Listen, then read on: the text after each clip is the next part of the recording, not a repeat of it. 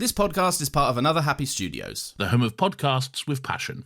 Hello and welcome to Still Got Legs, a Doctor Who Rewatch podcast brought to you by Another Happy Studios. This week, the Doctor is mourning Clara, but the real tragedy is that it took me 10 fucking years to watch this episode. I wish I could go back in time and punch my younger self in the face. Oh my god.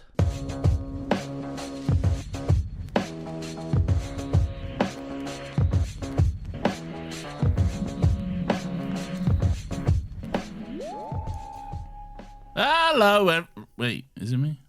Yes, yeah. Hello, everyone. Welcome to Still Got Legs, the only Doctor Who rewatch podcast in the world. There are absolutely no others that exist, and even if there were, you couldn't listen to them anyway, because I've actually trapped you inside your own bespoke torture chamber where you have to listen to this podcast for well over 1 billion years. My name is Nathan, and as always, I'm joined by my wonderful companion as we go on this fantastic journey through time and space, Alan Z. Geronimo Clara, and rewatch all of Doctor Who. Hello, Lawrence. Hello, Nathan. That's not torture, listening to us for 4 billion years. I think that's fun.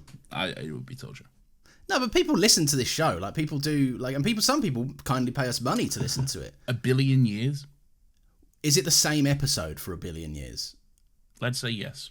Oh, then yeah, that's fucking hell on earth. It's Sleep No More for 1 billion years. Oh, God. Okay. But is that's the worst episode of the show, but is it the worst episode we've ever done on this show? No, I don't know. There has to be a worse one.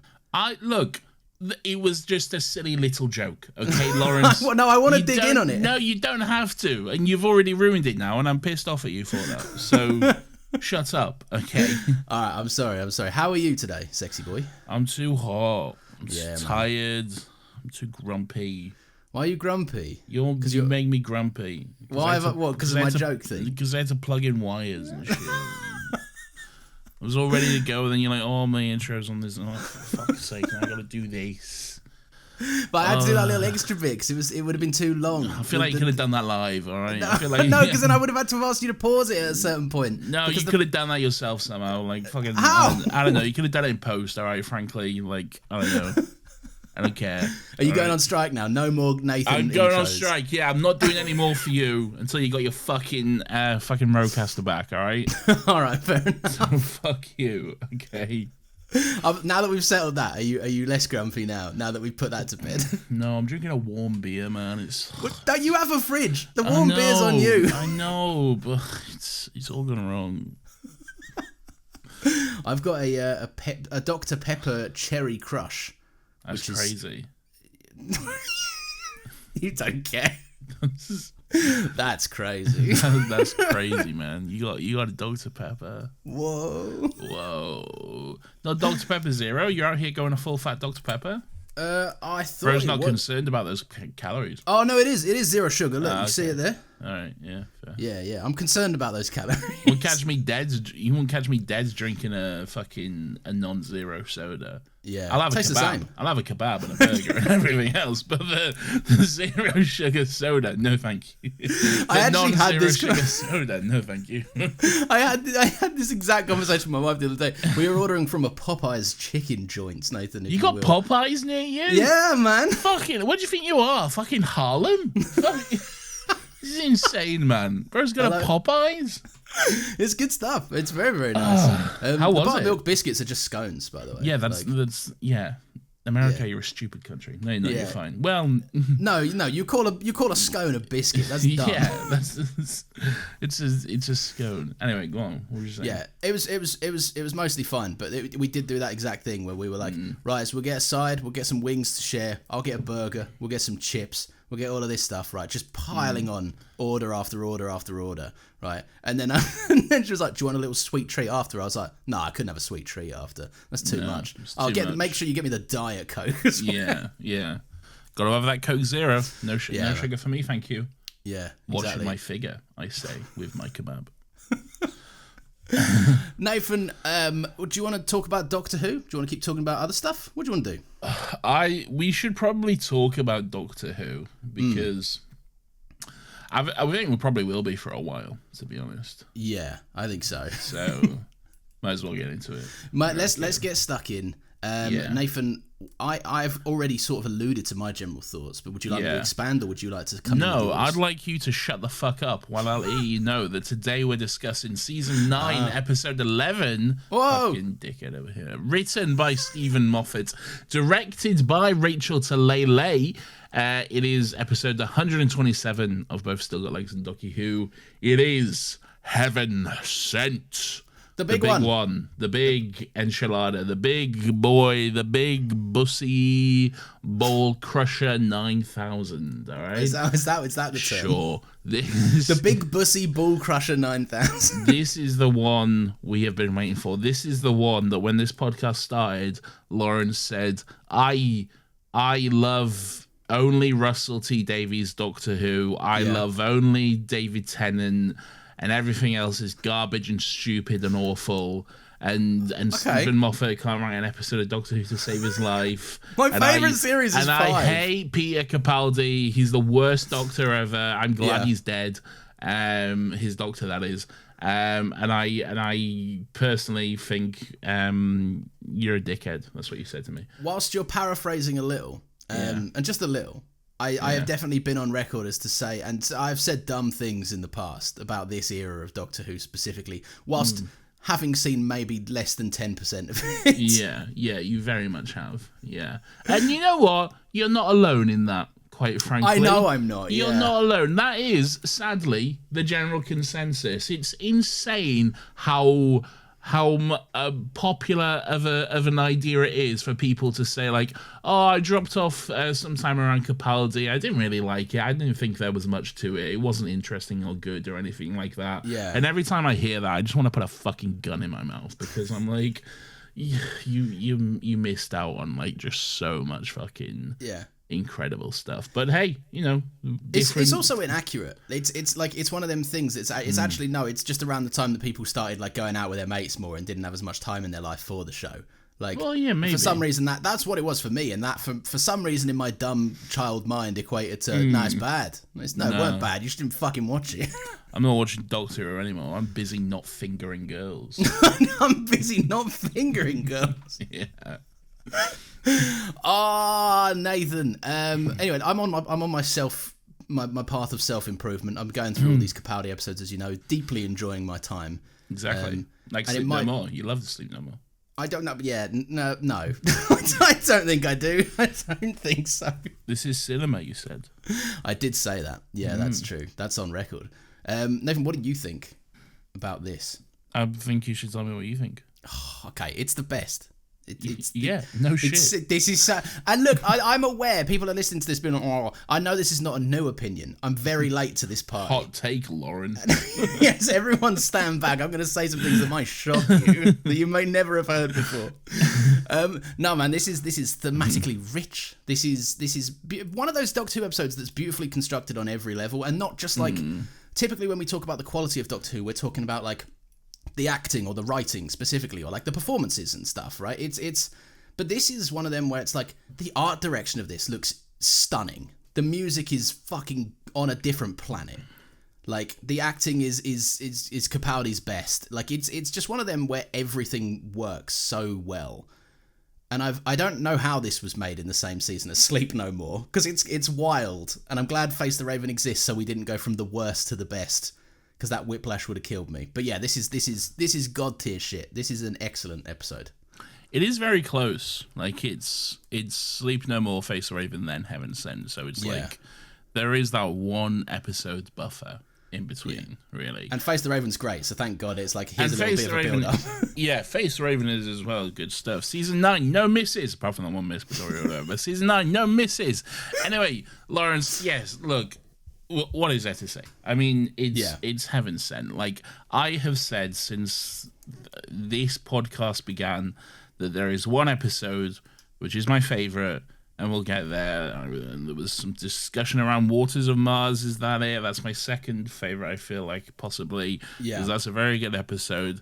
But this is the one. It's this one. It's Heaven Sent. It's incredible. It's amazing. It's cabrito con la salsa, which is, of course, Spanish for goated with the sauce. Bravo, sir. Bravo. You know what I'm saying? Now, be honest, is it open on a tab? It was, yeah. Oh my god, yeah, man. Oh, the arc of that joke. It's come full circle. Great stuff. Yeah, but you're so right. What can you say? Like, this is. I know I'm super fucking late to it, but like, it's just ludicrously fucking good. Lawrence is like, hey, everyone, I just discovered this really good episode of Doctor Have you guys seen this? Have you guys seen this? You should check it out. You guys haven't checked out Heaven Sent yet, couldn't be me. Yeah, man, it's so good. Like also like coming at it complete. Like I'd imagine watching it again. Obviously, I'd presume you've watched it many times, but like watching it as many times as you have. I watched it 3 times this week. I watched it twice, so you're one up on me, and I presume many more up on me in the past as well. Yeah. Yeah.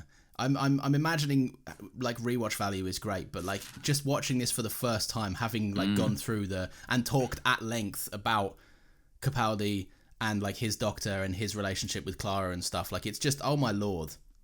Like I'm very nervous to go beyond this now, because I'm like, everyone says this is goated. What if it never gets better? What if I've seen the best and it never ever is as good as this? That's all right. It's okay. Yeah.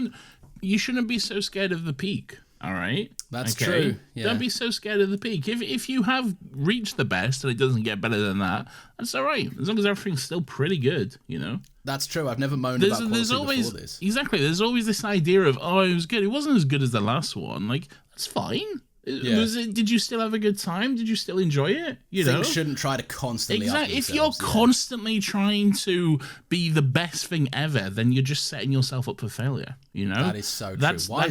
That's not how we work. Okay, we're up and down. We're all about the line graph is going in all different places. You know, sage wisdom from this week. Exactly. Yeah. Where should we start? Probably with the beginning of the episode. Probably with the beginning. And as you come into this world, something else is born. Ooh. You begin your life and it begins a journey. Towards you, it moves slowly, but it never stops. Wherever you go, whatever path you take, it will follow. Never faster, never slower, always coming. You will run, it will walk. You will rest, it will not. One day, you will linger in the same place too long. You will sit too still or sleep too deep, and when too late you rise to go, you will notice the second shadow next to yours. Your life will then be over. I reckon he's talking about a silly little monster and nothing else. Do you reckon? I think you might be right, yeah. I can't see any kind of tangible double meaning there. Like, I'll be honest, right? It was in the first 5 seconds I knew this episode had earned its reputation and it wasn't just hyperbole. I was like, we're cooking with a little speech right at the beginning. And it's also like, it's not overdone. It's like, it's just a really well kind of contemplative speech from Capaldi. Like, it's just a great little musing that he's given us. It's really nice. It's immediately setting us up with the theme of the episode. Immediately, where we're in the location, we're given this.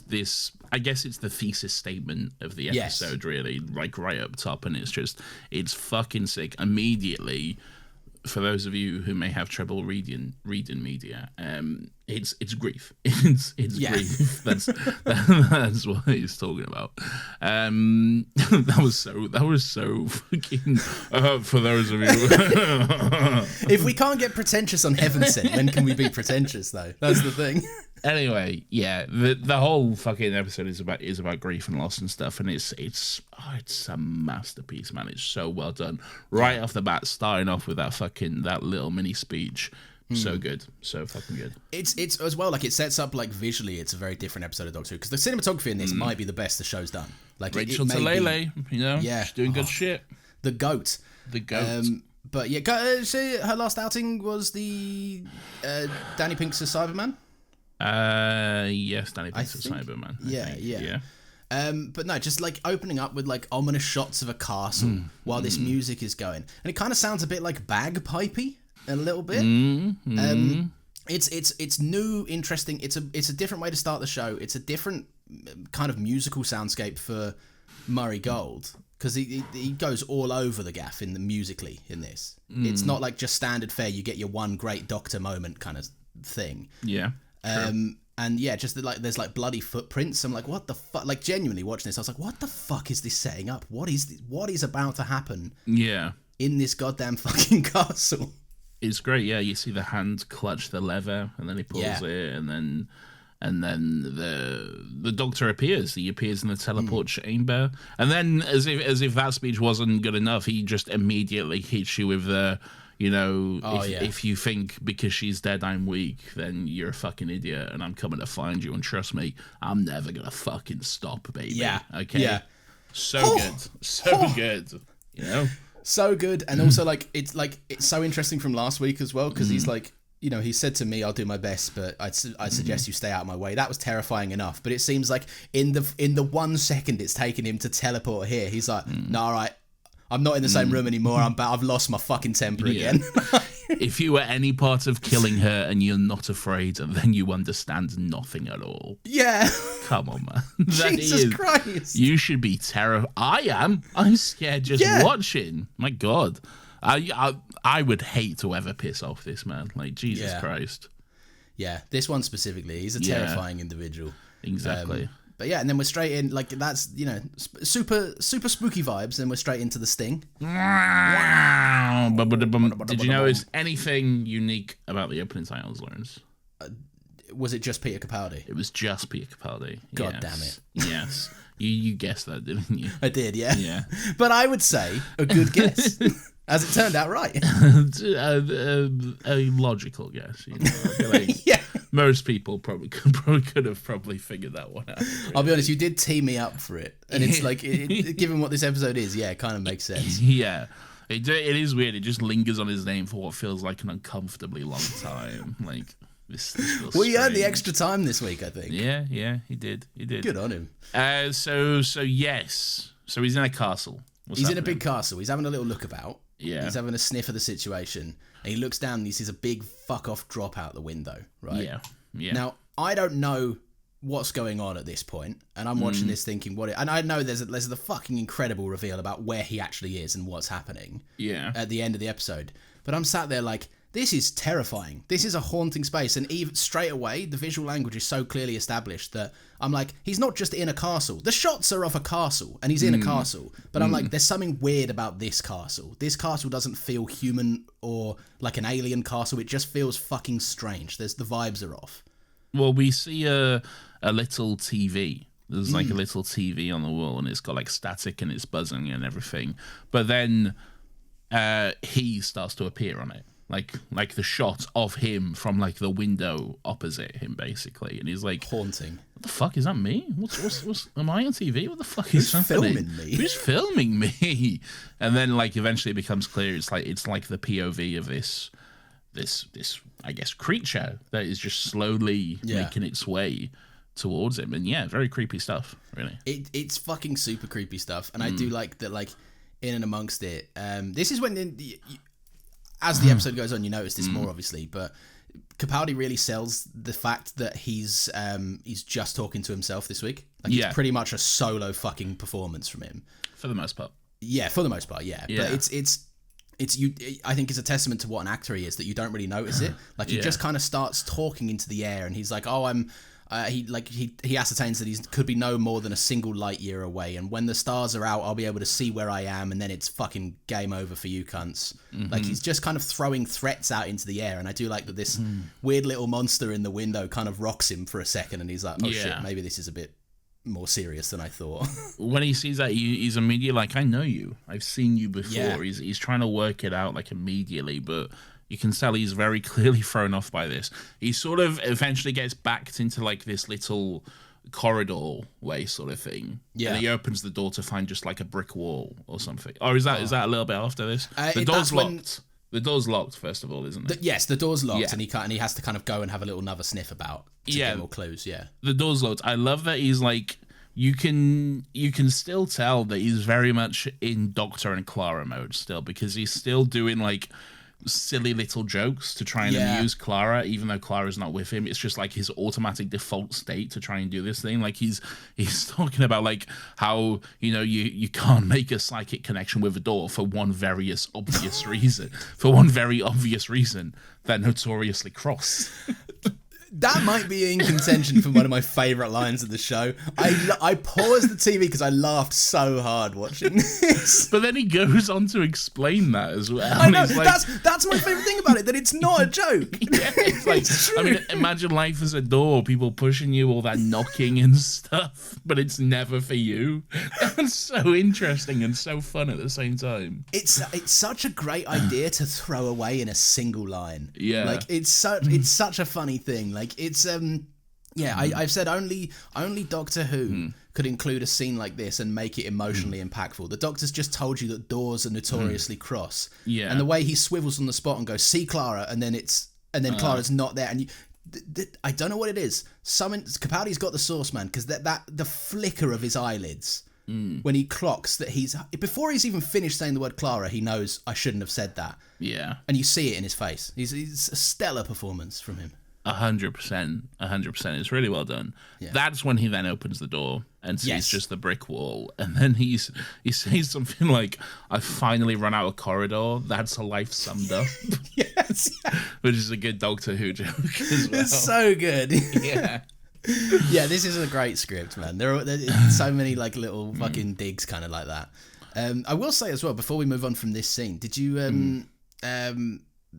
I don't remember when you first watched this. Probably 2015, right? When you first saw this episode. Probably November 28, 2015. Yeah. There we go. Yeah, around that time. Yeah. Did the kind of wide angle view of the monster in the window actually spook you out a little bit?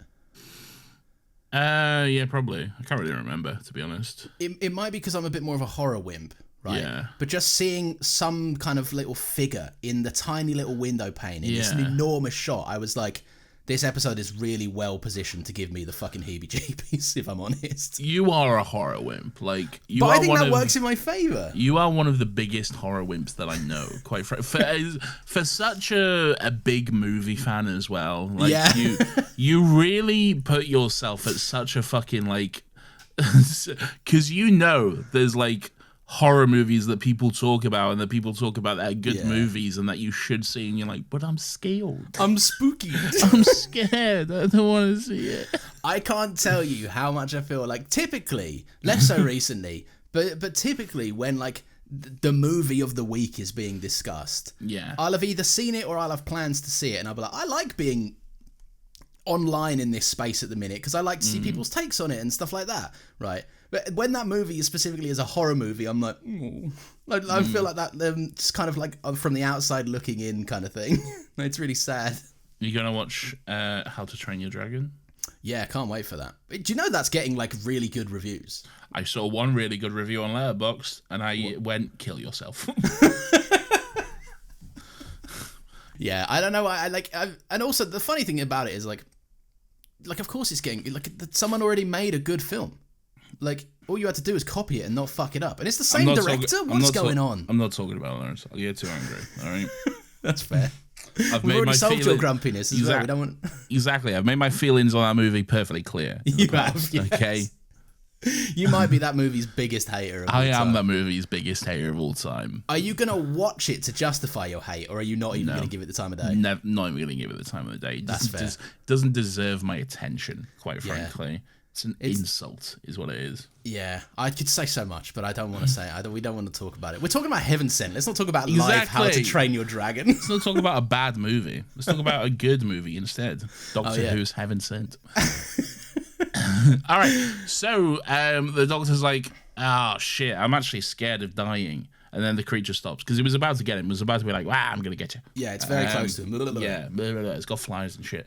Yeah. But at that moment it stops. It like freezes. Like literally freezes. Like the flies around it have stopped mid-air. They've stopped buzzing and he just like flicks one away because that's pretty fun.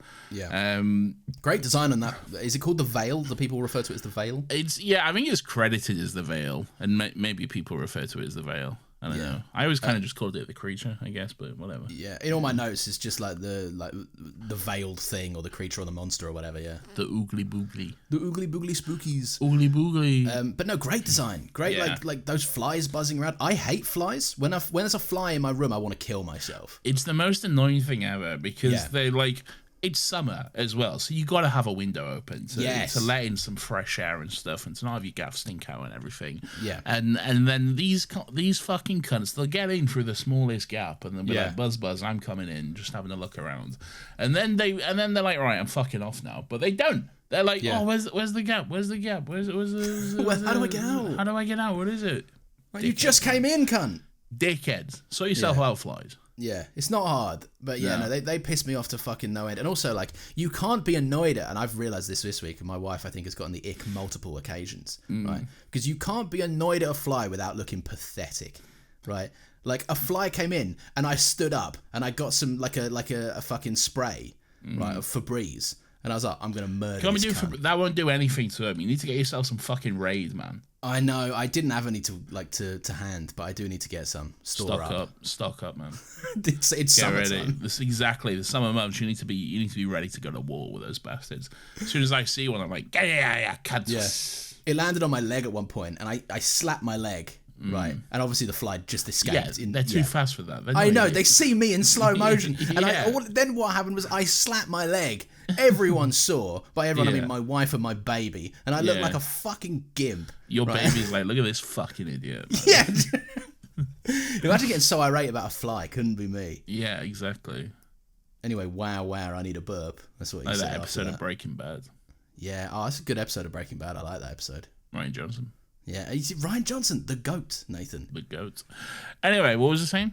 I don't know, probably something about Doctor Who or Heaven Sent. Yeah, probably. Yeah, just flies. The design in general of the little creature monster thing is pretty damn good, but it stops because the Doctor's like, I don't want to die or whatever, and it's like, oh, fair enough, I won't kill you then. Maybe it's quite nice. Yeah. Anyway, then the castle starts to move. It the gears turn, and we see these gears turning, and then the castle moves. The wall behind the Doctor opens up now, so we can get through that little passageway. Yeah. And yeah, the castle's all moving around and shit, which is quite interesting. But then he walks into this room, and there's a big Clara painting in this room. Yeah. Way to bring me down. Which, after that great door moment. Which, I don't know if you know this might bring you down even further, but no. It's been, I think it might have been Stephen Moffat who said it, but it's been confirmed somewhere. That painting was painted by the Doctor in one of the earlier versions. Okay, yeah, I'm going to kill myself. Yeah. Time to check out, everyone. Time to die. Oh, that makes me so sad. Yeah, because of course it was. Of course, yeah. There wouldn't be just a painting of Clara there. No. You know? Yeah. Oh, God, that's so annoying. Also the cruelty of every time it resets, that's there as well. It's just the extra kick in the... you can have it... You don't get anything you want. You can have this, though. You can have that one thing. Yeah.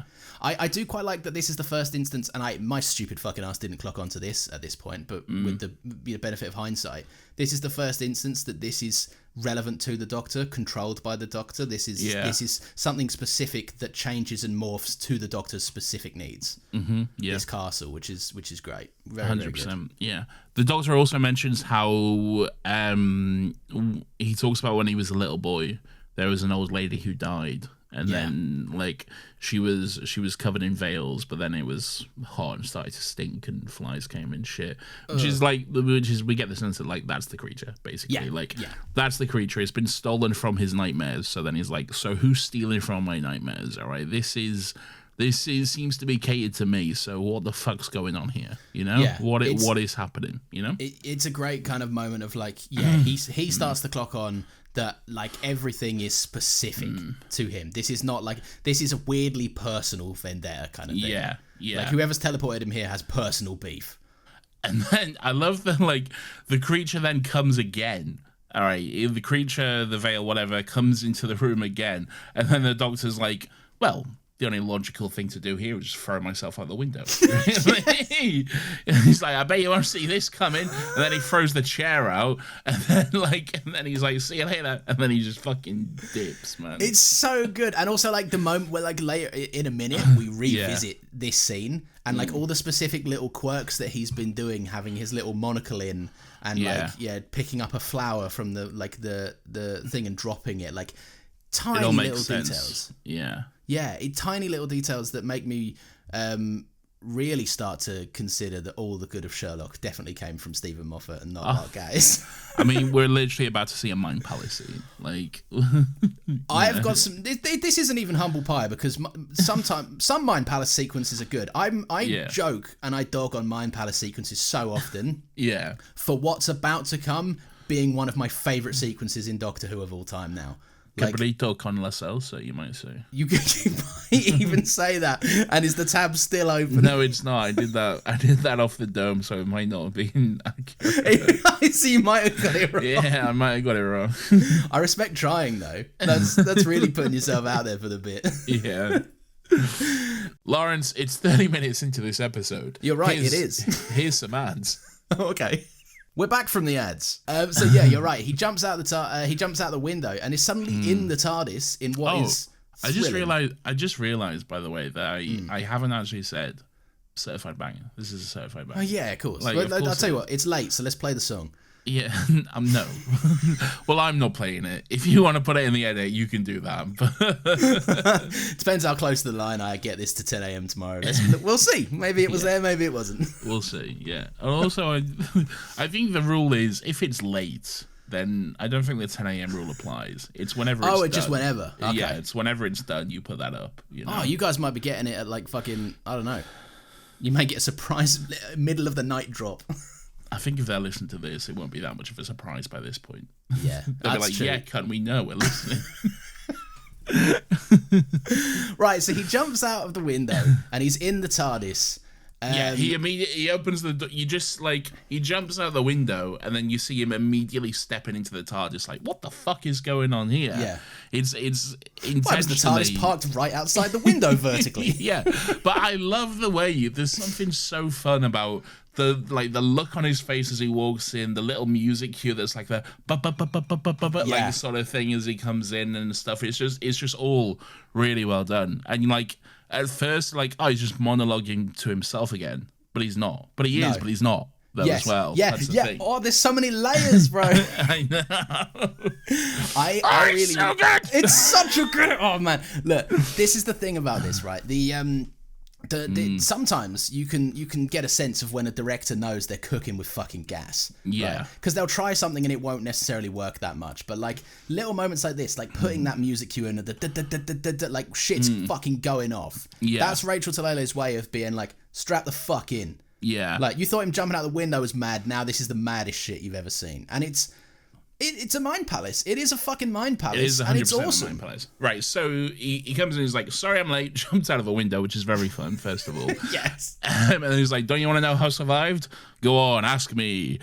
And that I love that he says the first rule of like being in a torture chamber or being interrogated is that you're the only irreplaceable person in the room. Yeah. Which is great. It's so clever when you think about it because of course you are. Like, they need the information out of you. You don't need fuck all from them, really. Yeah. Like, you just need to see it through. Yeah. Exactly. So he's like, so the room is yours, work it. Do whatever you need to do. If they threaten you with death, show them who's boss. Die faster. You know? It's such a good line. Like, oh my God, it's so brilliant. And I tell you what, I love the editing in this sequence so much because there is, before you get a reveal of why his mind palace is the TARDIS with a certain person in the TARDIS. Yes. Right? You are not, again, they keep doing these little insert shots to justify that, to sell the fact that Capaldi is speaking, right, to just himself. So he starts having these things and they cut so many times to an insert shot of the TARDIS, like of like a bit of the console or a part of the TARDIS or a wide shot where the TARDIS makes a noise. And you get the sense that like he's like, oh, like it's a back and forth. Like the way they cut it feels like he's having a conversation with the TARDIS, and it's a very, very interesting way to do it. And then when they reveal Clara in the TARDIS, it's such a snap back to like, no, we're still about grief. This is cool, but we're still focused on our thematic point here, which is really cool. He says, you've seen me do that more than most, isn't that right, Clara? And I think that's when we get the first shot of like the back of Clara. Like we don't see her face or anything. It's just the back of Clara in front of this like chalkboard. All right. So even in this, she's still this like not entirely present figure. She's not quite materializing. She's not quite tangible at this point. There's still something very, very much distant and not all there about her, which is good at this point. It really fucking it helps to maintain that like distance and loss sort of thing. Yeah. I was almost convinced that it was and obviously, but the end of the episode disproves this. But I was almost convinced it was like just mannequin, a stand-in or something. Yeah, a stand-in or a mannequin with a wig on. Like I really did think that, and the fact that that would be the case. Like if the rule of making TV or movies is that if you don't need to pay a principal actor, you won't, okay? So if you're filming someone from just the back, or like I always think of the example from Turn Left where David Tennant's hand drops out the gurney and he drops the sonic screwdriver. If you need to film a hand, you're not getting the fucking main person. It's not David Tennant's hand. If you can save some money, you fucking will, okay? So, or if you've got better use for David Tennant's time elsewhere on another episode, you're going to be using his days there. Yeah, exactly. It's I do like that touch though, because it's the way the episode comes around to it at the end. It's so impersonal. It's so, like you say, it's cold. It's distant. The Doctor is imagining her, but he can't connect with her. Yeah. All he can do is talk at her, which is so fun. And so he even says that. He says, I always assume that he says, like, imagine you're going to survive. Assume you're going to survive. Always assume that. Imagine you've already survived. There's a storm room in your mind. Lock the door and think. This is my storm room. And then he says, like, I always imagine I'm back in my TARDIS, showing off, telling you how I escaped, making you laugh, which is just heartbreaking, that little moment. So very sad. And then he's like, and I fucking love this moment. I don't know if you picked up on this, but there's a little fourth wall break as well. Was it the I'm nothing without an audience? Yeah. So good. I'm going to explain to you how I survived. And then he kind of runs off and goes, I can't wait to hear what I say. I'm nothing without an audience. As he just like glances at the camera for like just a second. Yeah. Like literally just a blink and you'll miss it sort of thing. It's a quick nod too, isn't it? Yeah. It's really good. It is really well done, yeah. It's I really, really like it because, like you say, it is really well done, but also it's fucking sad. Like it's there's a tangible sadness throughout this when he keeps kind of looking and he doesn't get the response, and the fact that he's in this is his storm room. Yeah, the calm in his mind. You know, I can't remember the exact line. There's something to the effect of like, you've got the rest of your life to think, so slow down. Yeah. And that's where he goes to calm his mind, which, as we know, is frantic and, like this scene shows, running at 100 fucking miles an hour. Well, the insane thing is, all of this scene, the whole thing takes place in about 0.2 seconds. Ridiculous. Really. Yeah. Ridiculous. Which is ridiculous. I feel like it probably might take him a little bit longer than that to fall, but still, you know, who gives a fuck? It's not this long, is it, though? Yeah. It is very impressive. But yeah, like he goes through it all. He like, you know, the wind density and the chair and the flowers, all of it just like or making sense of how long it will take him to fall and if he can survive the fall or not. And then he hits the water and then everything just powers down. The TARDIS goes to black, the screen goes to black, it all does. And then I don't know about you, but it happens I think it happens twice in this episode and maybe once in the next episode. It's so visually beautiful, but just the slow powering up of the TARDIS, just the way those lights like slowly come on like one section at a time, and it's got that kind of like little thud to it as they do as well. I think it's just so well done. I think it's so well done, and it also speaks volumes to there is a minor focus of this episode that is about how the Doctor sees the TARDIS as his home. And again, like it comes back later on with the Asbantian wall and stuff, but in this sequence, it's his calm space. It's where he goes in his mind to retreat in, and something about how the TARDIS mirrors the Doctor's wants to be intrigued by the scenario. The TARDIS is operating at full capacity when he's in his storm room trying to work out how to survive the fall, but when he sinks to the bottom, the TARDIS slowly powers down, and it lets you really, really understand that the Doctor and the TARDIS are one-to-one. The TARDIS powers down because this is the lowest point for the Doctor, both in terms of the actual level of the castle, but also just his mental capacity to want to do more and continue on.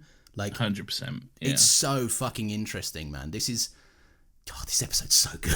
It is so good. It is good. And then again, like in that moment where everything is powered down, it's like and kind of slowly coming back to life. even more heartbreaking, where he's like, "Can't I just sleep?" You know, like it keeps coming wherever I go. It follows and stuff. It's like the loss and stuff really starting to get to him at this moment, and like I guess in his mind he gets a little pep talk from Clara through the chalkboard and stuff, and it's just well done. I really like it. It is really, really well done. It's his mind keeps like nagging questions. He wants to die. To be honest, this episode we've never seen the Doctor more suicidal than this episode. And fair fucks. It's been a rough day for him. It has, 100%. The do I have to know everything vibe shift is horrendous. But then obviously the riverbed is entirely skulls. Yes, a whole bunch of skulls in the bottom of that water, which is quite freaky, haunting, like Guardians 2 imagery. All the cave of all the fucking skulls of all the kids' egos killed or some shit. I don't remember that. Remember that in Guardians 2 when I haven't seen Guardians 2 in a while. But that's fair. Good shit. Yeah. Good shit. Good movie. Yeah. You down on Guardians? No, I'm not. I'm just like I keep meaning to do a big MCU rewatch, but then I like think about it, I'm like, it's a lot though, isn't it? It's a lot of work. And it's also like, I would say the MCU is like up until a point mostly quite good, but there is a lot of like, do I care to rewatch that? Do I need to get anything out of that a second time? Yeah. Like I like Ant-Man. Do I need to watch Ant-Man and the Wasp again? Probably not. I'll watch Ant-Man and the Wasp. Wally Goggs. What about, true, Wally Goggs. What about Quantum Mania? Bill Murray? Being like, I'm small, but you can't tell because the movie is framed really badly. Look, less infused about Quantumania, okay? I remember when you were like, I gave Quantumania a bit of a hard time, and you were like, you're so down on the MCU recently, and then you watched it and you called me and you were like, I'll be real, it weren't a good one. No, wasn't the best. It weren't. There's been better outings. Yeah, there has. So the skulls, big vibe shift for the skulls. Yeah. And again, another. What's going on with the skulls? Well, who knows? Did you know? Did you have any inclination? No, there is quite an obvious moment later on where I thought it must be the Doctor's skull then. Goated moment later on. Scared the shit out of me again, right? I'm a spooked up easy boy to scare, right? And I was like, ah! We'll talk about it. We will talk about it. No, I didn't quite connect all the dots here, but because you're a dum-dum. No, because I don't have 10 years knowledge of this episode. You're a big dum-dum. Not me, I got it straight away. Oh, did you? Yeah. I went, so you don't... they're all the skulls. Yeah, that makes sense. Yeah.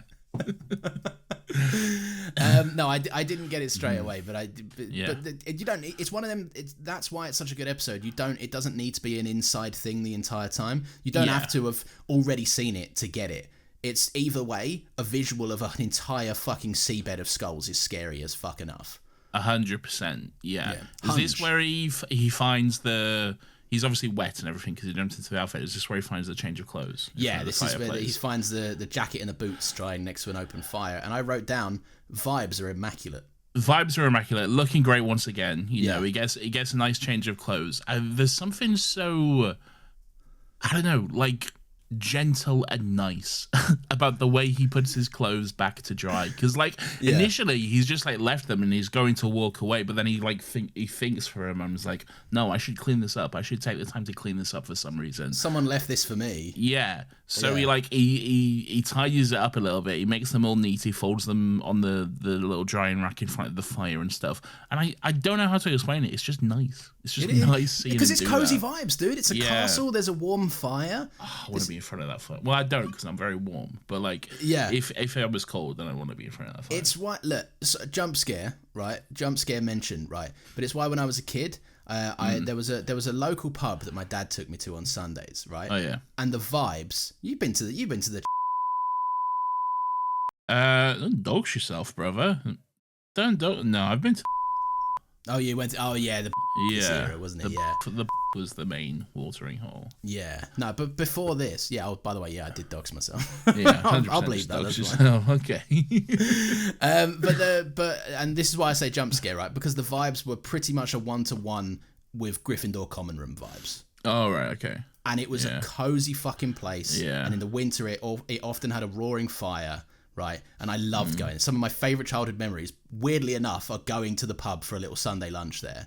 right? Because it was impeccable. And I genuinely watching this, I was like, that took me back there a bit, despite the fact that it's an empty, barren fucking castle. But like something about the stone walls and the fire, I'm like, it connects with me on a weird nostalgic level.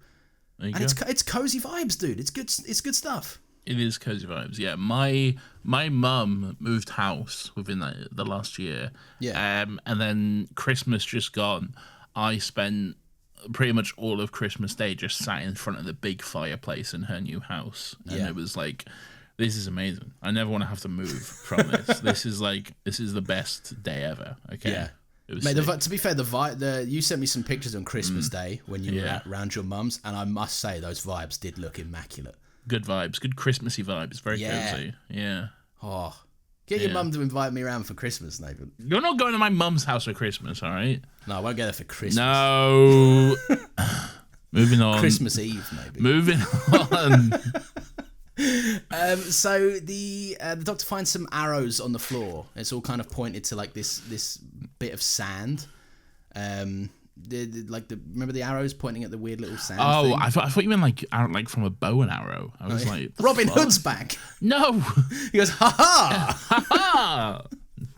Then the doctor punches him. Yeah, and then they move on. And he's never seen. He just opens a door and he's there. Clocked. He falls down the tower. It's all those skulls are the infinite Robin Hoods that arrive. That just reminded me of a joke that I missed in this episode. There's earlier when the doctor was talking about there was an old lady who died. He does this there was an old lady who died. He just does that, like the little pop dead sound effect. Horrendous way of describing death, given you're a man who's literally mourning someone. Like, it's so funny though. There was an old lady who died. You know. So good. I wrote down chalkboard Clara is the doctor says always the teacher to Clara, who's a chalkboard in this room now as well. Yeah. She's writing something on the chalkboard. I can't remember what. It's the doctor's like, what's going on? And she's like, why does it follow me? What is it? Is Clara's broader question. She's like, you're getting too bogged down in specifics. What's going on? Yeah, 100%. Yeah, which is a great thing. And the basically he works out, the doctor, the screens is their way of essentially dicking with him and constantly making the doctor aware of how close this monster stalking him is to him. It's trying to scare him, basically. Yeah, it's designed to scare him to death or something, yeah. Yeah. He says it's theatre. It's all about fear. A fully automated haunted house, he says, which is, pretty true, really. Must be Christmas. He likes Must be Christmas. A killer puzzle box designed to scare me to death, and I'm trapped inside of it.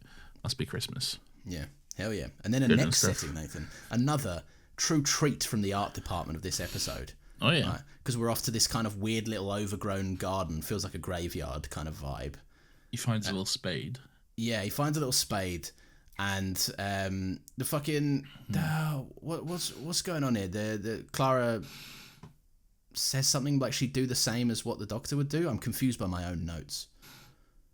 I just got another spade.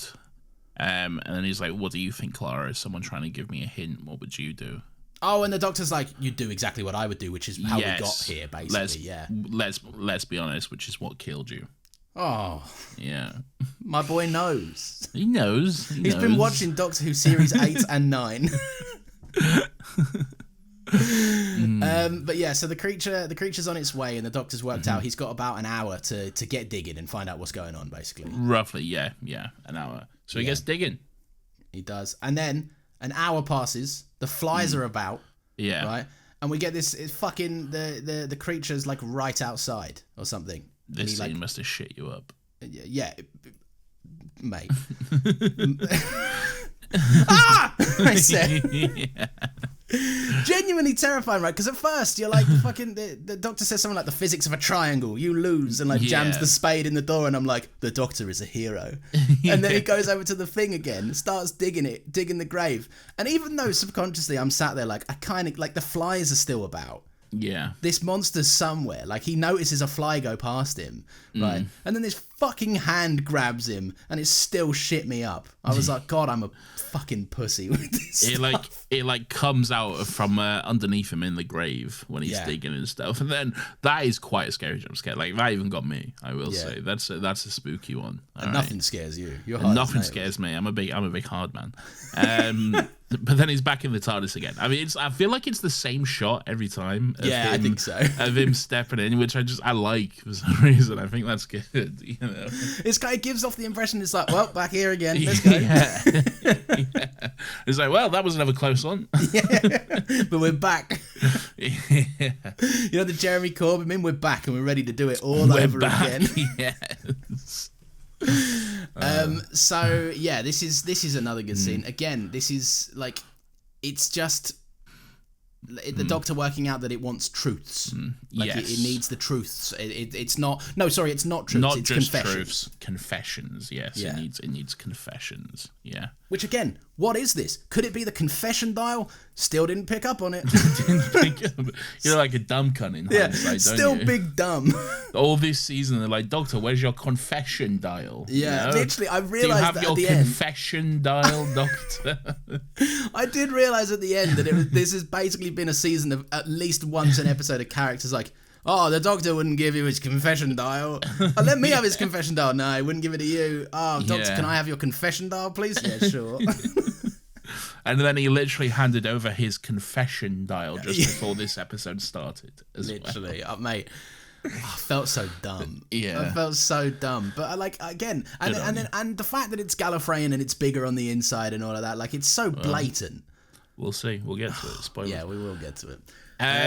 Yes, so he works out his confessions, and then he's got this little calmness about him at that point, hasn't he? He suddenly seems quite a bit calmer. He's like, I confess, I didn't leave Gallifrey because I was bored. I left there. That's a lie. It's always been a lie. I was scared and I ran because I'm a little fucking scaredy boy, you little bitch. So fuck you. I quite like this because it's a bit of a false sense of security. Like, he's like, I've sussed that it's confessions. And I'm like, I bet you better fucking pray you got 4 billion of them coming. Like, so, like, because this is the easiest thing for him to admit. No one's around. Like, so much of the Doctor's kind of thing with that is ego, but we always know in a quiet room, he's fucking hated the Time Lords. 100%. Yeah. And he has, like, even like 10 spends his entire run been like, the Time Lords suck, and then when they come back, he's like, give me a gun immediately. I need a gun, please. Like, he doesn't know. He's like, the Time Lords are great.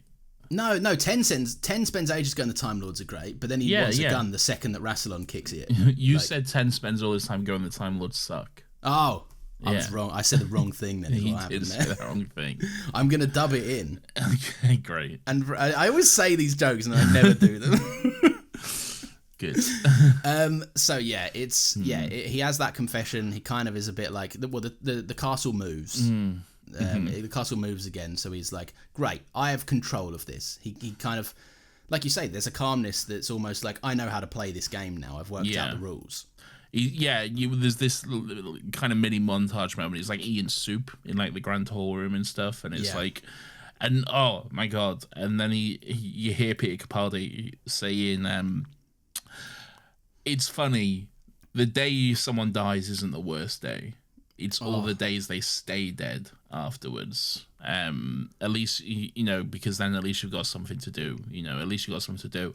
All the days they stay dead, you're just left sitting in your own grief, you know, which is heartbreaking and brutal. But yeah, so he's kind of worked out that he's got basically 82 minutes. Basically, so he can, if he can run from one extreme of the castle to the other, then he's got himself 82 minutes to eat, to sleep, to work, and he's got to find room 12. I mean, we skipped over that, but you found a thing. It was like, I'm in room 12. Yeah, that was like something he brushed some sand away, and it was like 12 or whatever. And again, I'm there like, the 12th Doctor? Yeah. No, it's just room 12. But it's room 12. Yeah. I quite like this because, again, this is another point where I was lured into a false sense of security. I need to stress, right, to be in my headspace to understand what I'm saying if you're listening to this podcast, right? From what I knew about Heaven Sent, is that the Doctor punched a wall. Okay. That is the only thing I knew about Heaven Sent. And that sounds impossible, but I've not often been in a lot of online Doctor Who spaces. I don't see this discussed. If I see Heaven Sent stuff, I typically go past it. right? All I knew was that the Capaldi is great. People love this episode, and the Doctor punched a wall. So I see this scene, and the Doctor's like, it's a bit of trial and error, but I figured out here. I've done this a whole bunch of times. I figured out this room and this. I've gone to the furthest reaches of the castle and back and forth. Right? And I was like, God, what a horrible fate to have to do that for so long just to tangibly figure out how to solve something. Yeah. And then, my God, by the end of this episode, I was like, you'd be praying for that day, wouldn't you? You'd be praying for that day again. Like 100% you would. Yeah. This was the Doctor's best day here. Yeah. But yeah, so yeah, he's off looking for room 12. Then what happens? What happens after that? He says this whole place is constantly recycling. It's everything's all jumbled up. It tidies up after itself, like automated room service. And then he's like, maybe I'm in hell, but then he's like, but that's all right. I'm not scared of hell. It's just heaven for it's just heaven for bad people. Which is, to be fair, an interesting way of looking at it, right? Because if you're that bad, you're going to be more chill vibes in just a rotter place, aren't you? Like a rotten cunt in a rotter village. Then there is a brief moment where he's a bit. He does get a bit terrified that this is just the rest of his life or his eternity. He's like, if this is hell, like you kind of see it on Capaldi's face clock that moment, and he's kind of like, holy shit, this would be like devastating if that was the case. He finds his way back to the teleport room, which is where we started off, and he picks up the skull. He finds the skull and he picks that up, and he sees in the sand there's the little writing of bird. And he's like, bird? What the fuck is that? What does that mean? Are there birds here? What's going on? Yeah, what? Maybe it's like, where the bird's at. Yeah, sure. And 12 is suddenly a geezer. Sure. Well, it could be. You don't know yet. You don't find out the full context. I'm pretty confident in saying that's not. So it's like, there's birds. But yeah, so he says to Clara that he's missing something. Then this is when he's literally just about to walk past it, and he notices the door. He notices 12, and he heads down in there. Is that right? You look quizzical. No, I think he goes up to the thingy first, to the top of the castle first, to the battlements of the castle. Yeah. Yes, because there's something up there that is. Because I think the castle moves again, and another door opens, and then he's able to go up the stairs to the battlements of the castle. That's right. Yeah. Because earlier in the episode as well, I think it was when he was in the garden, and it was nighttime. He was able to look up and see the stars, and he was like, "That's not right. That's strange." He sees the position of the stars and stuff. So now that he's able to get up to the battlements, he's like, "Right, okay, who's been playing about with the stars? They're all in the wrong places for this time zone." He says, if I didn't know any better, I'd say I'd traveled 7,000 years into the future. Yeah. But I do know better. So who's moved the stars? I like to imagine Capaldi on that day probably took him an hour. Just like Rachel Toledo would go, 1,000 years, 1,000 years, 7,000. Lawrence, 7,000 years. Stop spoiling, all right? Sorry, I mean, everyone should have seen Heaven Sent, Nathan. It's been out 10 years. What would have taken people so long? We're not talking about that part yet, are we? So shut up. But yeah, so he says he's basically speaking to Clara still. He's missing something, right? And he's got this horrible feeling that it's something terrible as he looks at the stars. Yeah. And oh Lord, my man, you have no clue how sad this is. He's kind of set the skull down on the wall of the castle, the battlements of the castle as well. Yeah. And this whole time the creature has slowly been coming up behind him as well. The creature's in the background, just slowly approaching him. And again, very calmly, the Doctor kind of just turns around and gives another confession to him as well. Again, with this very odd and almost unsettling sense of calmness about him, really. Yeah. It feels like the creature's creeping up on him, but I quite like the way that the Doctor's if you don't think I've got a stopwatch going in my head, you're wrong. He's got it down to the second, he knows when it is. Anyway, he talks about the hybrids and how long before the Time War the Time Lords knew it was coming, so they worked on a weapon, something which is supposedly half Dalek, half Time Lord, the ultimate warrior, but whose side would it be on? Would it bring peace or destruction? And then he says, I confess, I know the hybrid is real, I know where it is and what it is. I confess, I'm afraid. Yeah. This is good stuff, man. Yeah. This is very, very good stuff. This is when the castle shifts and the skull drops into the river. Yes. Yeah. And my note reads, oh, my sweet summer child Lawrence. My note reads, oh God, are they all his? Yeah. Oh, horrendous penny drop moment for me, where I was just sat there like, is this the most existentially terrifying episode of Doctor Who? Like, I mean, kinda, yeah. I think that, to be fair, the only thing that's fucking, as a concept, that's kind of rocked me a bit more was when I said that I was like, it's a bit freaky to think that all dead people are just conscious in a ground. I will say this. I think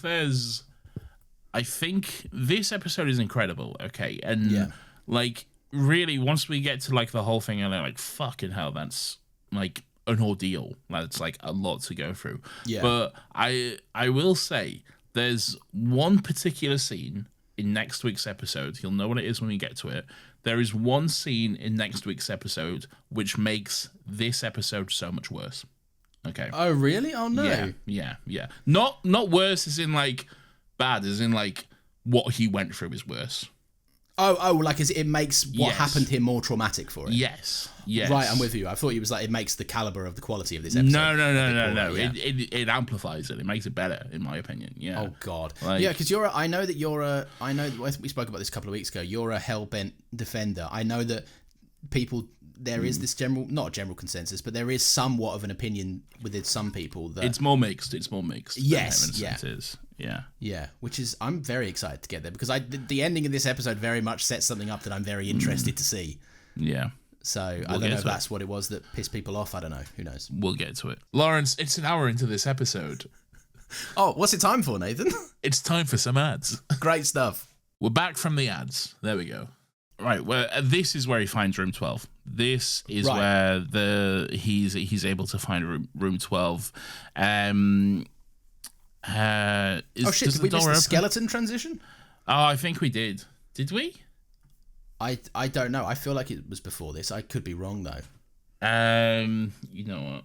I think you might be right. Yeah, I think we did. Oh yeah, because he says something like it's a trap, Clara. Because I remember going, "It's a trap," laughing to myself. When does he say that? He says it's a lure and a trap. It's when he does notice a door as he walks past it, and he goes down to investigate. Oh, he finds room 12, but he opens it, and it's just a brick wall again. That's right. Yes, that was it. Yes. So he did find 12. I was right earlier, but you were right in that he can't go in it. Yeah. We were both right, but I was more right. You were more recently correct. But I've worked hard to correct us both, so I could be more right. Who knows? Sure. But yeah, the transition of the skull into the doctor's face into the skull. It's the doctor's face into the skull. So good. And this was obviously the moment where I was like, oh, because it's quite clearly Capaldi's skull. They've modelled it on his exact face. Yeah, 100%. Yeah, this is great. Also, there's loads of Hamlet vibes in this, where the Doctor's just running around a castle with a skull in his hand. Very much so. Yeah. But right, yes. So sorry, this is when the Doctor can now go in to 12 because he confessed, and therefore the castle moved, and now he can go into 12, the room 12, and find the Asbantium wall in there. Asbantium, 400 times harder than diamond and 20 feet thick. 20 feet thick. That's quite thick. That's quite... I was going to make a horrendous joke. I'm not going to make it. Okay, good. Don't.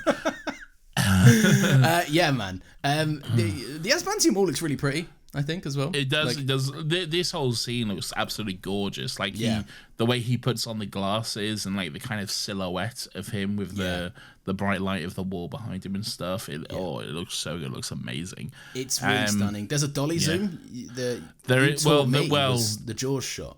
Yes, I'll get to that in a second, because he remembers Bird again. He remembers Bird, and then there is that penny dropper moment of him remembering. I think the implication is remembering everything, basically. Yes. Yeah. And yes, there's the dolly zoom shot, the Spielberg shot, the Jaws shot, first done in Jaws, where it zooms in and out at the same time. So good. It's like like an exterior moving backwards and a person in the foreground moving forward. Yeah, it's awesome. It always looks cool when it comes up. Really looks good. Yeah. And then the Doctor's like, Doctor has a bit of a breakdown at this point. Oh, a big breakdown, yeah. Which I think is quite earned, I think, because he doesn't want to tell anyone what the hybrid is. No. That's the whole reason he can't just solve the day. But also, he's got a bit of a fucking task against him, you know. Like a little bit of one. a bit of a fucking task.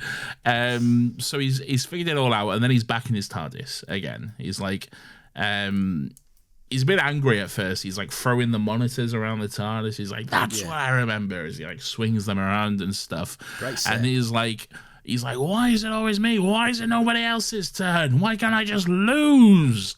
And then I think there's this fucking incredible reveal moment where like the Doctor has seemingly lost all hope. He's like, he's like fallen down to his knees. He's sat on the steps of the TARDIS. He's like, "I can't keep doing this, Clara. Like, why can't I just like fucking lose? Because you'll still be gone no matter what happens, you know?" That line made me cry so hard. Yeah. It's such a haunting line, and he's like, "I can remember it, and no matter what, you'll still be gone, okay?" And then you just hear Clara's voice, and it's so...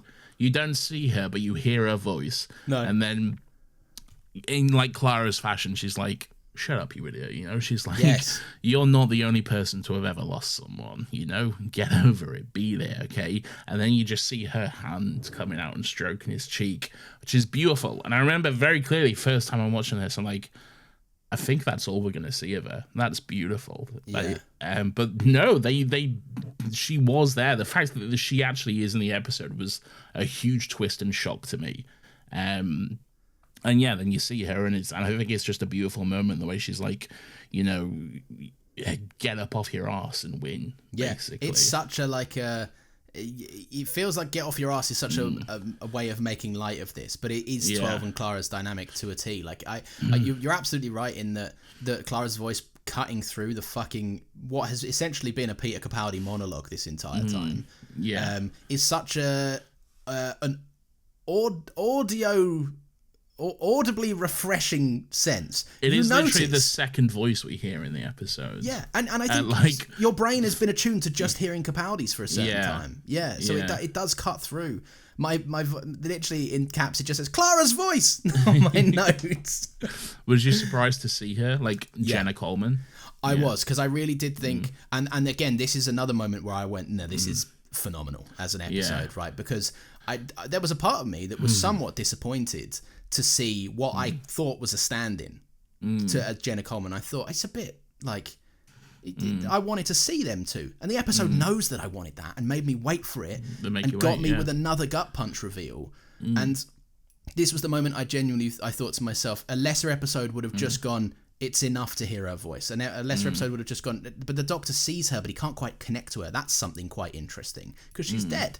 Right, but what I thought was incredible is that the Doctor can only find it within himself to actually realise her at his lowest point, at a point where everything in his body is probably going, "You're shutting down. Wake the fuck up. Here's what you need to see." And I think that's phenomenal, and it's so thoughtful, and it's genuinely moving, and just an excellent way to reveal a one-hander is sort of a two-hander in a bit of a twist kind of way. Yeah. I don't know if I call it a two-hander. No, it's not a two-hander, but like it's broken format of a one-hander, very briefly, to give you just that spur of motivation to see this through to the end as an episode. I have always referred to this episode. Whenever I describe this episode, I've always said Peter Capaldi is literally the only actor in the episode. I've been lying the whole time, okay? Intentionally so, okay? Because I think it is a great moment. I think it's a great reveal, and I think, like I said earlier, that when you can't quite see Clara, it is still maintaining that sense of loss. She's not able to tangibly, to realize she's not actually there. You do. I think it's very intentional to think it is a stand-in. I think it's so intentional to think that it's not actually Jenna Coleman. That's why they frame it so still. Yeah. I think they want you to have that kind of distance from her, so that when it is revealed in this moment, it's even more heartwarming and welcoming, and like a warm hug wraps around you. It's really good. It's really well done. It is really well done. What a phenomenal way to to capitalize on what you assume an audience of a TV show will think. And then he's back. He's back in the room. Yeah. He's back in the moment. He's had the kick up the arse he's needed from Clara. And then he's like, right, fucking no more confessions now, can you're not getting any. Yeah. And then he just turns around and is like, right, well, I will tell you the truth. And he just fucking clocks the wall, basically. Yeah. He sells it as well, by the way. It looked like it really fucking hurts to keep punching that goddamn wall. Yeah. It's a great thing. Clara's obviously given him the kick up the arse, literally, that he needed. He's not going to tell anyone. He swears. What's going through your head at that first punch? When he's like, right, no more confessions. The hybrid is a very dangerous secret, a secret that needs to be kept. So I'm not going to tell you anything. Instead, I'm going to do something far, far worse. And he just punches the wall, and then he's like, ah, fuck. I was very confused. Because, again, I knew the wall punch, because I know this is the episode where Capaldi punches a wall. But I didn't know the context of it. And my first immediate thought was, it seems strange that a show that's primarily positioned itself as brains over brawn would have a heroic doctor moment punching something. Yeah. But it's actually revealed in him showing this aggressive, assertive show of violence. It's actually him using his brain and refusing to engage at a foe's game. Yeah, like that's not what went on in my head immediately. My first thought was, what's going on? Why did he punch the wall for? I don't get it. Yeah. But obviously it reveals that he's going to chip it away. We'll get to that. We'll get to that. Yeah, we'll get to that. Okay. So he talks about how he talks about the Brothers Grimm, and he's like, lovely fellas, they were on my dance team. He says, very stupid Doctor Who joke. I married Marilyn Monroe, that kind of stuff. That kind of stuff, yeah. Yeah. And he talks about there's the Emperor, and he asks this shepherd's boy how many seconds in eternity, and that's when the hands close around him, basically. The creature's hands close around him. He like shrieks in pain. The creature then teleports away, and he's just fall to the floor, basically. He's essentially dying at that point. Yeah, which is, and again, we kind of get some lore here, really. Yeah, very interesting lore, I think. So fascinating. I think you can always leave it to Moffat to expand on something in a way that makes it somehow more horrifying than you previously thought. So he says, people always get it wrong with Time Lords. We take forever to die. Even if we're too injured to regenerate, every cell in our bodies keeps trying. Dying properly can take days. That's why we like to die among our own kind. They know not to bury us early.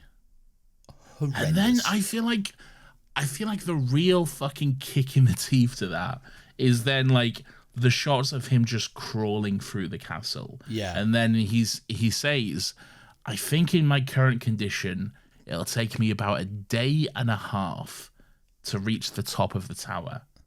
If I'm lucky. A day and a half of being on the verge of death and just in excruciating pain and just crawling from the bottom of a castle to the top of it. Yeah.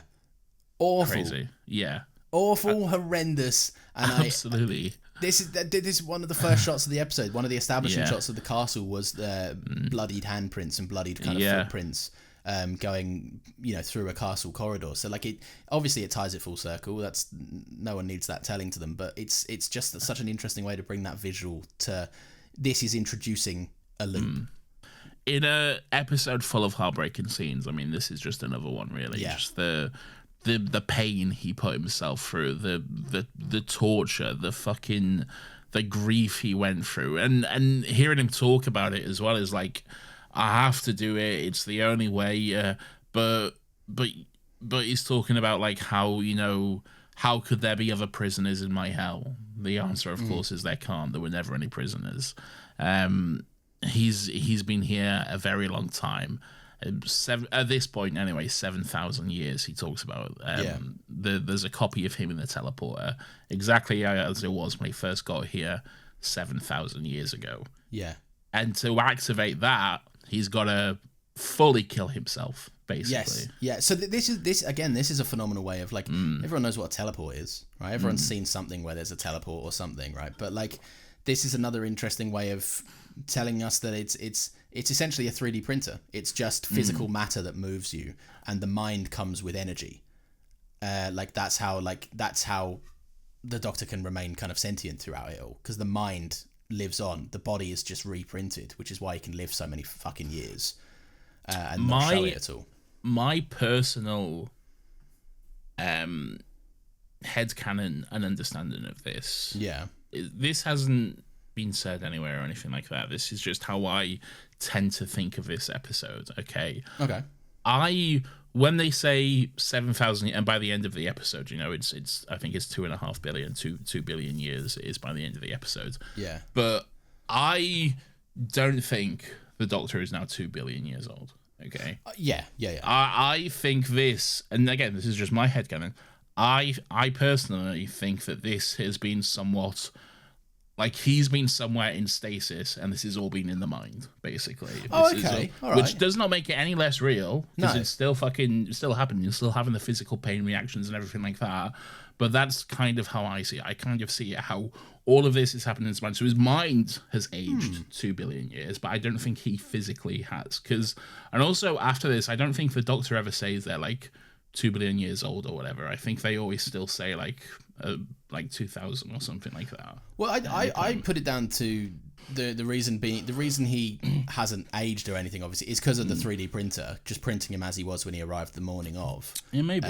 But I don't know. Like I said, that I think part of the beauty of this is that it's quite there is something so metaphorical about this. Yeah. And my understanding of it is that it's quite literal. But again, I haven't seen any of the show going forward. But that's based on my understanding that a confession dial is Gallifreyan, therefore bigger on the inside.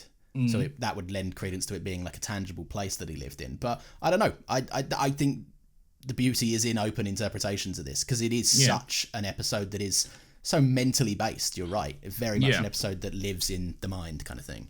100%. Yeah. There's all kinds of different things that it could be, and I think that is the interesting when not necessarily given a sort of definitive answer on it, which is quite good. I quite like that the Doctor wouldn't care enough to understand it fully. He would just be like, this sucks, this is what I'm doing. Yeah. I don't need to, I would imagine after this, the Doctor's not keen to revisit this. This would probably be the most traumatic thing he's ever had to face in his life. So, I don't know. I don't know. But you gotta wait till next week, my guy. Oh my gosh, don't sizzle me like this. You gotta wait till next week. Anyway, he's like, all I need to find is energy. You just need something to burn. So he burns himself. He fries his mind, basically. And that was the hand we saw at the beginning of the episode pulling down the lever. It's his skull, blah blah blah. He was the one who wrote Bird. And then we see the new copy of him coming out doing that little speech again. Yeah. And then off he goes on the same journey once again. Is this maybe the best, most well edited and well scored sequence in all of Doctor Who? Yes. I would just say so. Just straight up, yes. Okay. It's ludicrously well handled. This could feel so fucking this could feel so run of the mill. Murray Gold has never done anything better than this. I would agree. I would definitely agree. This is the best song. This is the best piece of music that Murray Gold has made, and nothing he's made since or before compares to it. I think that I would agree. The Shepherd's Boy is phenomenal.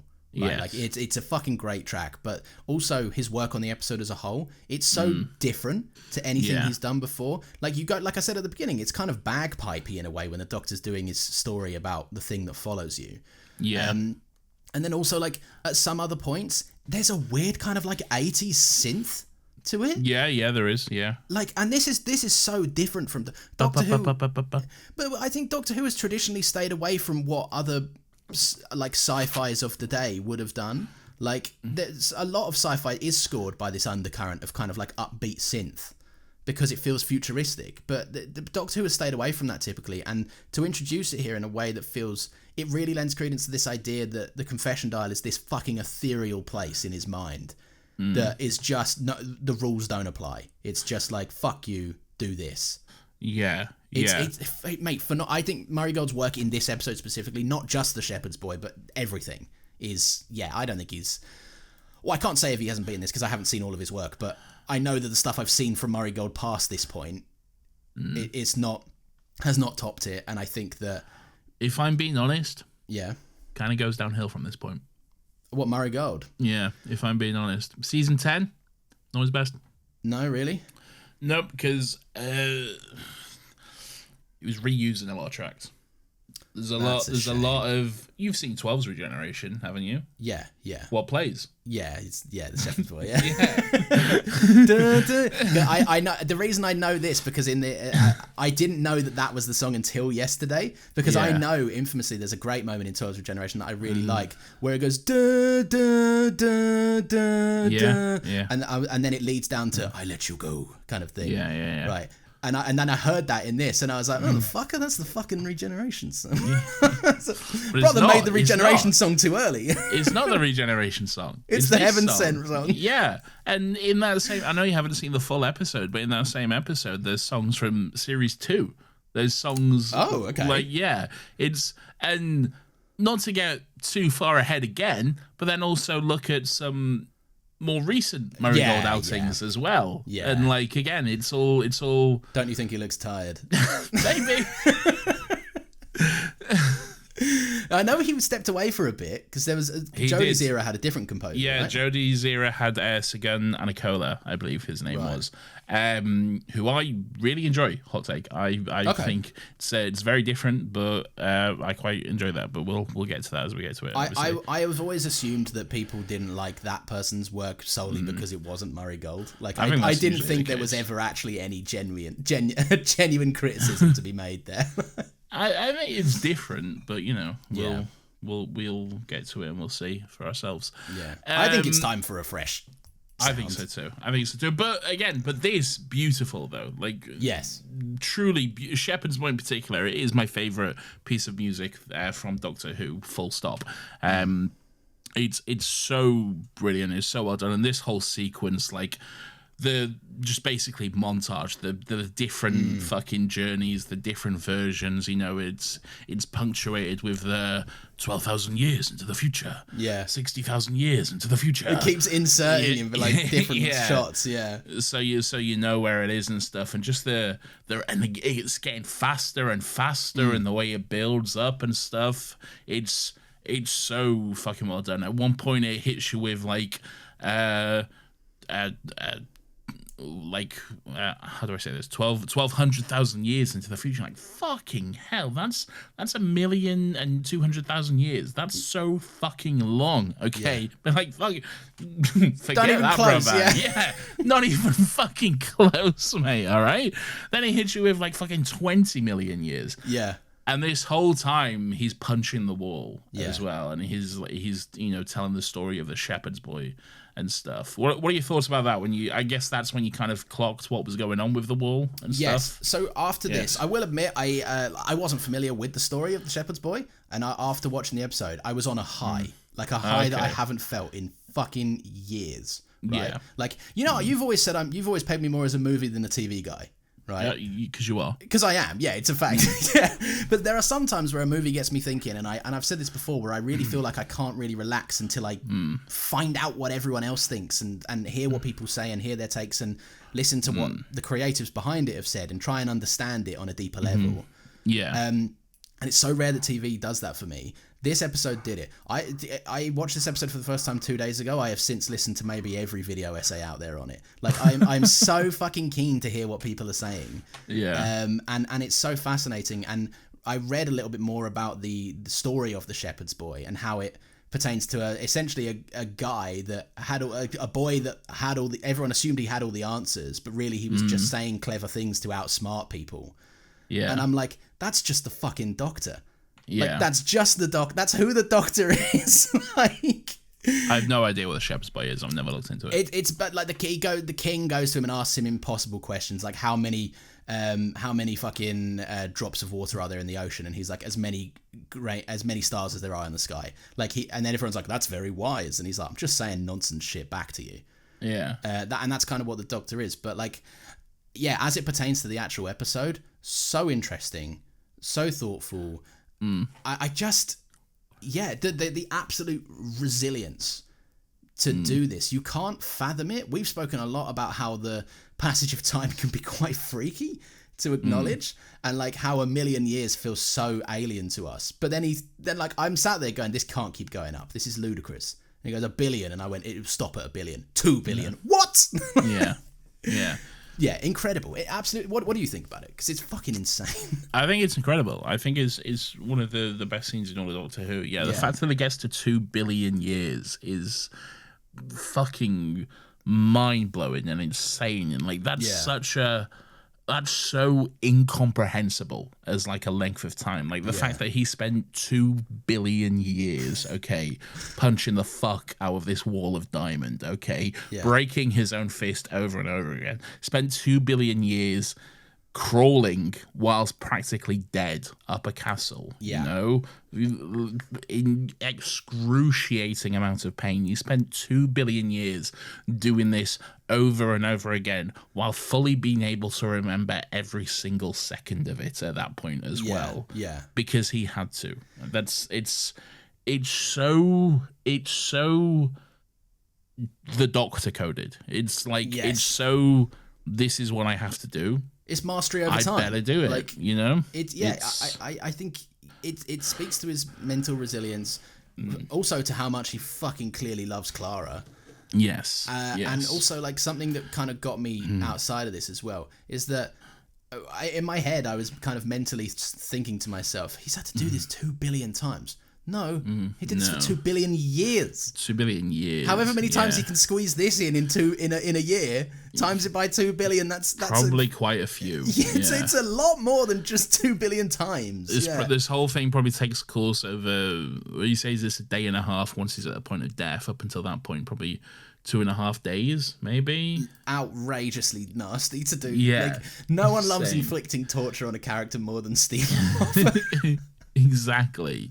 It's fucking brutal. Yeah. But yeah, so he talks about, you know, every couple of 100 years there's a bird that comes along and sharpens its beak on the Diamond Mountain, and is essentially just chiseling away at the big diamond wall. He's like, as the time goes on, the longer he's there, you can see him starting to make progress and carving his way through it, until eventually, you know, he's able to give it one last punch, and the diamond wall finally cracks, and he's like, personally, I think that's a hell of a bird, he says, and then the little he's had so long to think about that line, hasn't he? The veil finally like falls apart, and it was all just like a bunch of gears as well. So this is something I wanted to talk about very briefly, right? I keep referring to this episode as like artful and thoughtful and stuff, and that's because it is. I think there's so much thought put into every aspect of it, and especially I keep praising the fucking art department of it, right? But the veil falling away into cogs,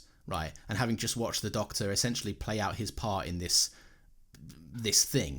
castle that shifts gears and moves, and we keep getting insert shots of cogs. They keep showing establishing shots of cogs in a machine, right, and how they essentially position the Doctor to be the ultimate cog in the machine, the one that they were waiting for to end this loop.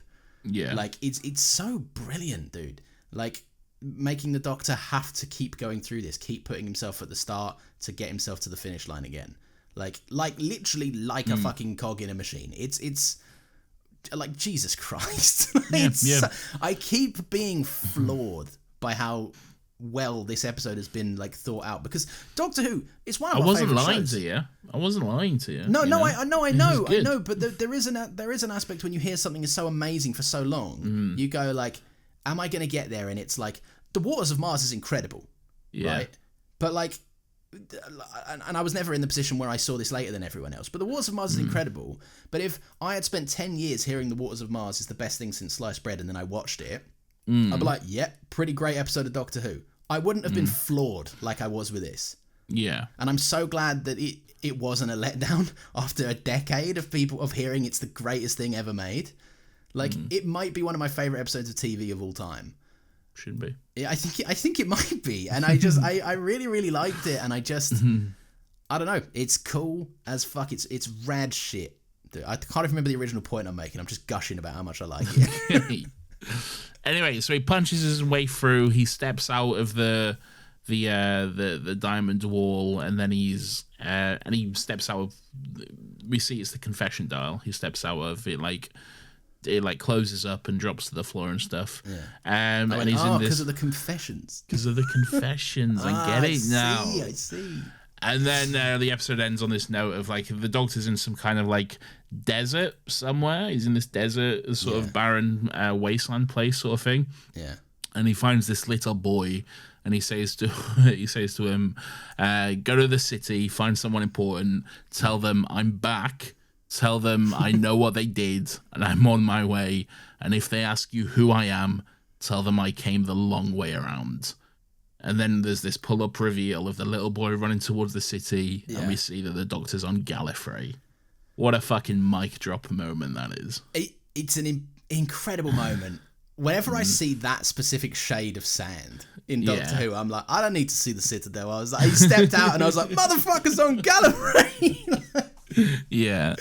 But at the same time, I love the line of the long way round. It's taken Matt Smith's youthful optimism and hopeful, I can't wait to find Gallifrey, to the Doctor's like, punch the wall for 2 billion years. Where are these cunts? I've got something to say. I'm going to fucking burn this place to the ground. Okay. The switch in meanings of those two exact same lines is great. Yeah, it's so good. And then it ends with him talking to the Time Lord, saying, "You can probably still hear me, so just between us, the hybrid is not half Dalek. Yeah. Nothing is half Dalek. The Daleks would never allow that. The hybrid, destined to conquer Gallifrey and stand in its ruins," and then he puts on his sunglasses for this dramatic reveal, "is me." And then that sound goes, yeah! And then you see the reflection of the Citadel in his glass. So good. And then it ends. There we go. Also, sick. Right, what a brave... this is, again, another one of the moments where the director knows they've been cooking with heat the entire time. Because, you don't risk putting on a mic drop sunglasses on moment in your episode unless you're confident that what you just delivered was the coolest shit of all time. It was, though. It was so fucking cool. It was sick, man. So, he's been thinking about this hybrid for a while, and I guess at some point he clocked it was him. I'm yet to... Well, is he saying it's me? I don't know. Or is he saying... It's me. This is the thing, because in the next time trailer, me is there. Mm-hmm. That's what I saw. And there's also this, and I know this is a big fib, because as I know when regenerations happen in Doctor Who, typically, right? Unless I'm going to get hit with a shock one. But then they're like, regeneration in progress. I'm like, motherfucker can't trick me. This was 10 years ago. I know when Capaldi leaves the show. But no, it could be me. It could be the Doctor. But then I'm sat there thinking, and everyone, this is a point. This is the next 5 seconds. You can all laugh at me, right? Because I don't know what happens in Hellbent other than he's on Gallifrey now. The hybrid thing. If he's saying it's me, then it's obviously something I don't know about, as in Maisie Williams me. And if he's saying it's me, as in the Doctor is the hybrid, I don't know what for. My gut would... I have two thoughts. My leading theory is, are they finally going to make the canon... Are they finally going to make the TV movie canon because he's half human in that movie or some shit? It is canon, kind of. I know, but people, they don't reference it at all. They just kind of ignore that part. Yeah, so I thought, are they finally going to bring that into the day and go shine a light on that a little bit? But he does specifically say half Dalek, half Time Lord. But then he says it's not because the Daleks would never allow it. Oh, yeah, fair point, yeah. Yeah, and I'm sat there and take it up with Mr. New York City from Manhattan. But then the Daleks murdered him, so I guess they didn't allow that. Are you talking about Mr. New York? No, the Dalek sec. Remember when they were like, I am the human Dalek? Oh, right. Oh, okay, yeah. And Daleks were like, we regret this. This is gross. And they killed him. Our purpose is wrong. Yeah. And my other leading theory is, and I this one feels a bit more far-fetched, I'm not sure. Something to do with all along we've spoken about how Clara's arc is often I'm the Doctor is me, essentially. They're two one in the same kind of people. Clara tries to be emblematic of what the Doctor does and how she goes about her life, and then how her life ends is something to do with her trying to emulate the Doctor and his whole vibe. I don't know how that would make them a hybrid. I don't know. But then the Doctor Who has surprised me in the past, so who knows? I'm open to anything, and I'm very excited for next week. So much. Both theories are pretty fucking stupid. Oh, damn. You can't say that to me. I can, and I will. No, I don't. How wrong am I? No, don't actually tell me. I'm not telling you. Shut up. I'm glad everyone in the comments is laughing, or not in the comments. I'm glad everyone in the Discord is chortling at me. If anyone spoils it for me this week, you're banned, by the way. I'll find a way to never make you listen to another one of these in your life. No, I swear to God, I've never been more interested in the season of Doctor Who. You know what? You can tell this is a good one because, first of all, we got through the whole thing in an hour 35 because we actually wanted to talk about it. Oh, okay. Shit, me. All right. And also, we didn't do any ad breaks. Oh, no. We were so caught up in talking about it that we wanted to get to the end so bad that we're like, that's all cool, but the meat. Let's get to the we was actually talking about it. We wasn't doing silly little tangents. So true. Yeah, I wonder if people won't like this episode because we didn't stop to do stupid bits. All we wanted to talk about is a good episode. This is definitely one of them Still Got Legs episodes where we're like the jokes are on hold. We're just two mates discussing this great show. So yeah, it's weirdo time. It's just way early for it to be weirdo time, but it's weirdo time, I guess. It's not that early. Weirdo of the Week!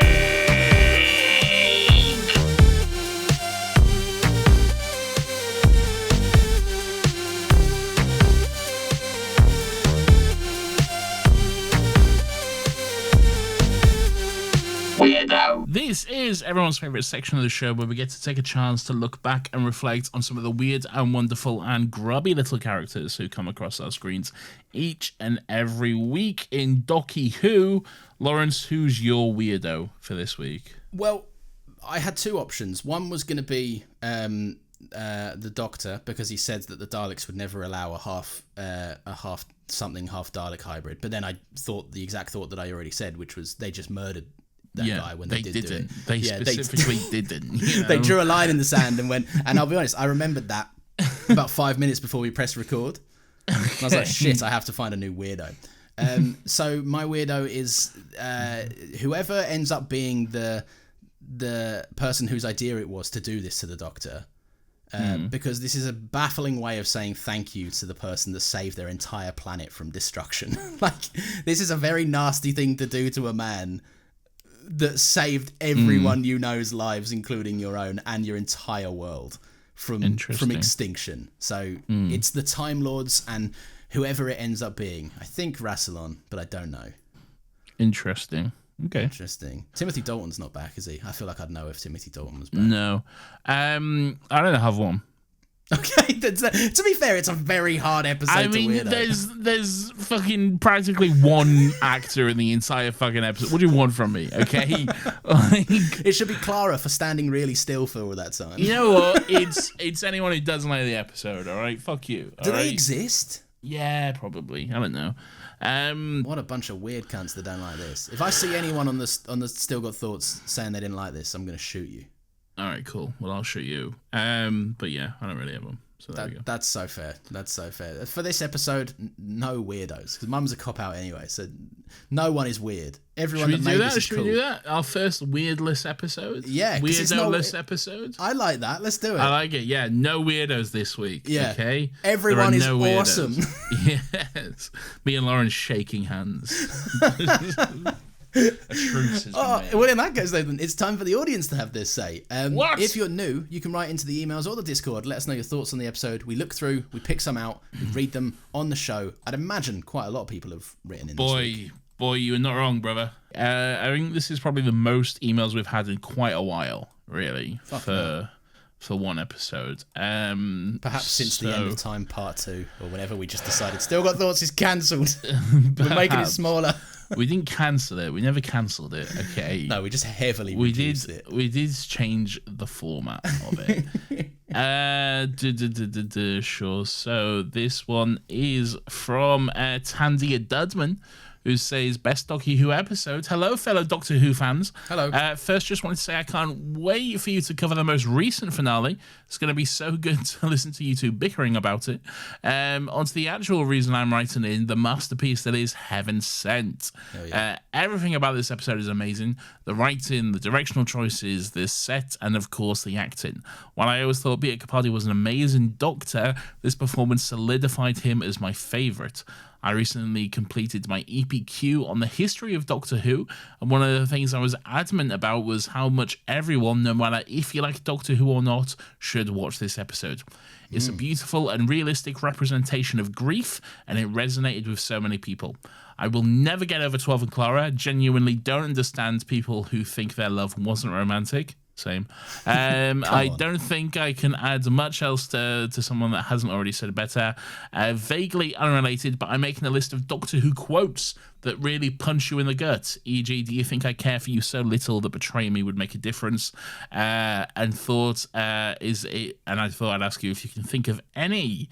Anyway, thank you so much for making such an amazing silly podcast that's brought so many fantastic people together. Leg you later, alligator. Tandia. Thank you, Tandia. Thank you. That's the people that we. Yes. You can thank the people, the cool people that came together, rather than us. We don't deserve thanks for people being cool. And me. You can thank me too. Yeah, and he brought it all together. Yeah. There's always some great quotes around, like, fucking. I think Moffat's just got a great, like, fucking library of just beautiful little quotes he's put into Doctor Who here and there. Even in this episode, like the one about like how, you know, someone dying isn't actually the worst thing, it's all the days they stay dead afterwards. That one's like a hard hitter. That's great. Every Christmas is Last Christmas is pretty good. Every Christmas is Last Christmas, yeah. There's going to be loads that I can't think of off the top of my head because I'm too Heaven Sent pilled right now. Yes, yes.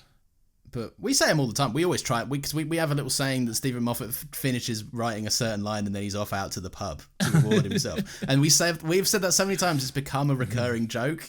Yeah. So you know he's had banger lines. Yeah. The Do you think I care for you so little that betraying me would make a difference is one of my favourites. I know you said that, Tandia, but that's a great one of my favourites. Such a beautiful declaration of love. Last week, what's the point of being a doctor if I can't cure you? Yeah, paired with the excellent heal yourself line. Yes. Little bit of a different tone, but the doctor is no longer here. You're stuck with me. Yes. Love that. Yeah. Love that. Do you dream of being an ambulance? Do you dream of being an ambulance? Yes. It's a goated one. Also very good. Yeah. I'm being silly because I can't remember any of them off the top of my head. But hi, Jackie. I bought us this little pizza to share. Doesn't Elton say time for sexy times or something as well? No. I'm sure he says something about sexy time when he comes off with his shirt off or something. Or he was like, it's about to get hotter or something. Yeah, he says, you're right, it is hot and it's about to get hotter. Yeah, we can add that one to the books. It's time for sexy time. Yeah, it may as well be him saying time for sexy time. No, it may as well not be. Any others? Tastes like chicken? Tastes like chicken, classic. Yeah. We're being so facetious. What else? There's got to be some good ones. That time the 10th Doctor says Rose Tyler and then leaves. Oh, serious one. You know, in 900 years of time and space, I've never met anyone who wasn't important. That's goated. Christmas Carol? Yeah, Christmas Carol. Yeah. That's a goated one. That's a great one. Yeah, another good one. Yeah. Just take the last 10 minutes of Vincent and the Doctor as well. Oh, yeah. Just everything there. Beautiful. That is beautiful. Oh, yeah, you were particularly moved by the was it the depiction of depression, that it's like some good days, some bad days or something? That's what I just said, yeah. Yeah, well, I didn't know that was the last 10 minutes. I thought it is, yeah. Shut up, man. Anyway, yeah, thank you. That's awesome. And also, what is an EQ something? That's my question. I don't know. I have no idea. A paper? I'd imagine maybe some kind of paper or something. Like a dissertation sort of vibe? Maybe, yeah. Let us know. Yeah, let us know. I would agree, by the way. This is an episode. It's such a standalone episode. You could show this to anyone because it's just an ode to grief and death. Yes. And resilience in hard times. Like, this is a very universal, you don't need to know anything about Doctor Who to understand this. 100%. Yeah. Which is great.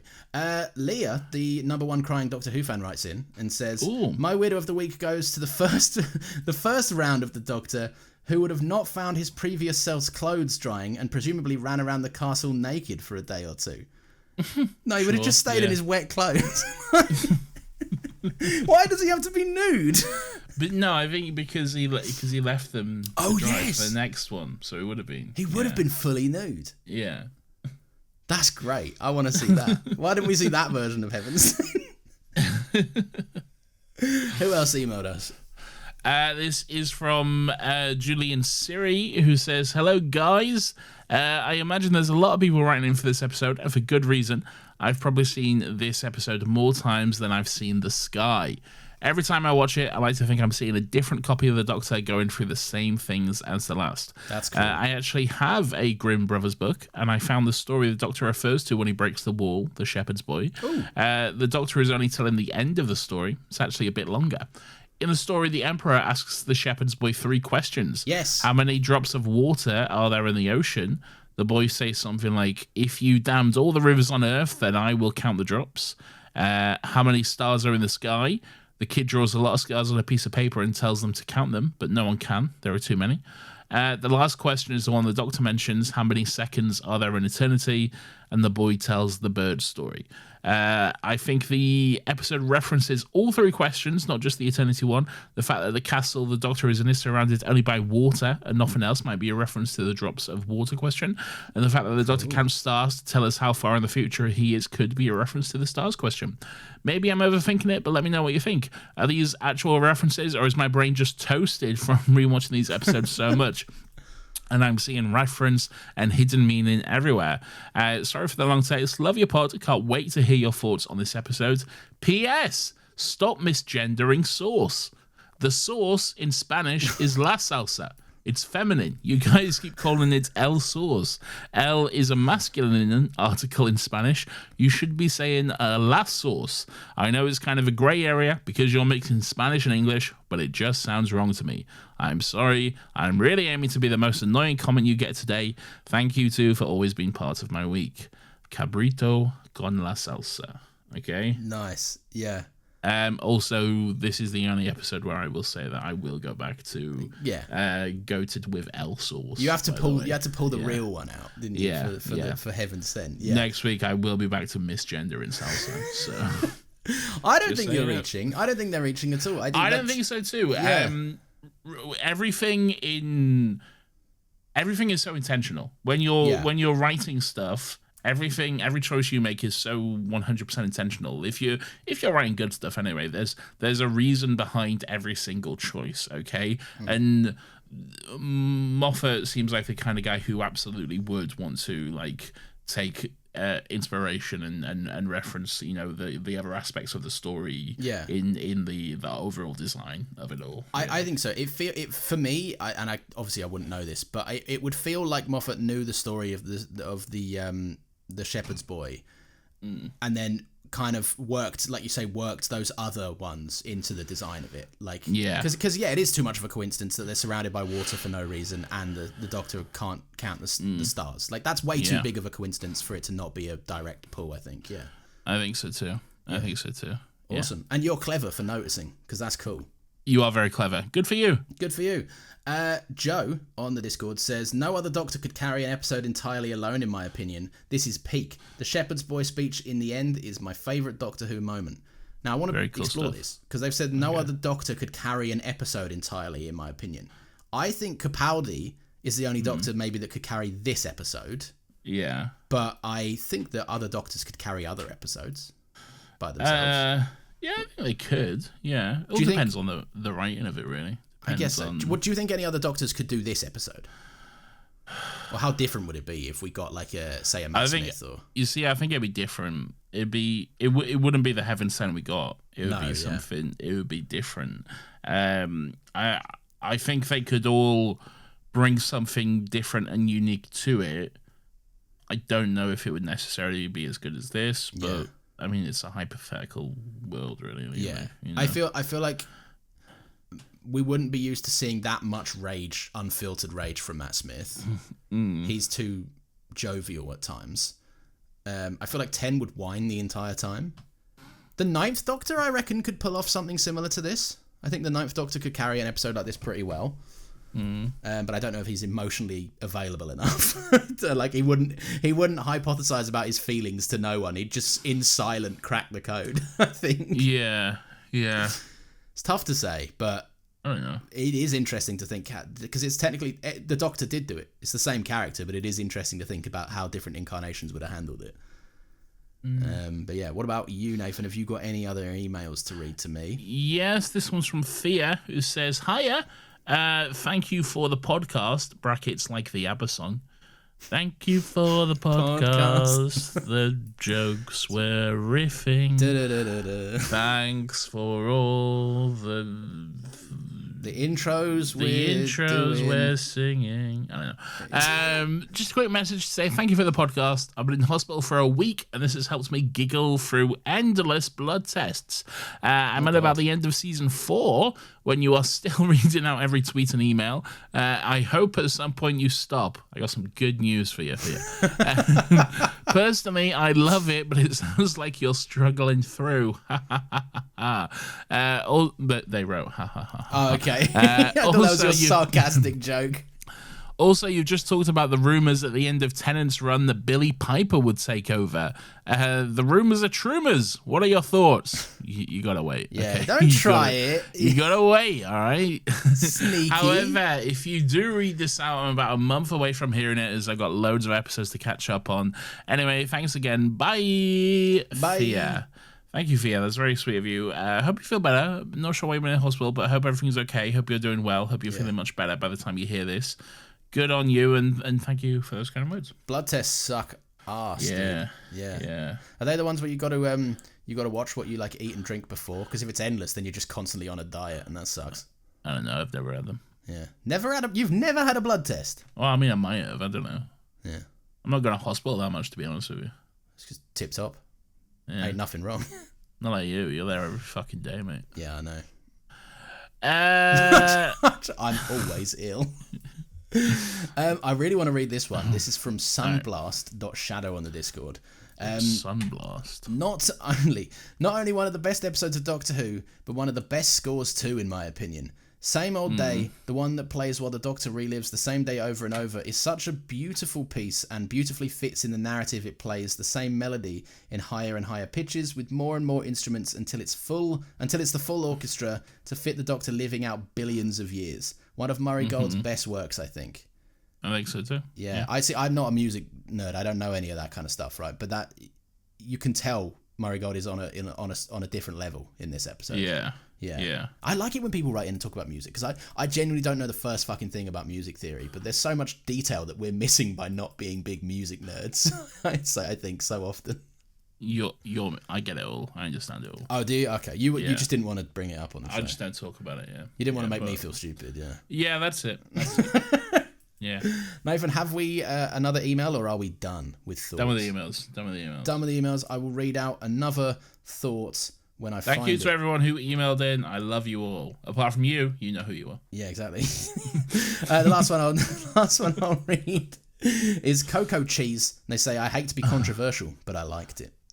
Ooh. That's a very technically I loved it, so that is controversial. I think anyone that doesn't love this is wrong. Okay. What do you think, Interesting. Nathan? I like it. I think it's good. I love it as well. Oh, okay, well that's all right then. Now I can say that you're correct. Sick indeed. And speaking of sick, Nathan, stop being sick so that I can read the outro. He's just been sick all over himself, everyone. I can't believe it.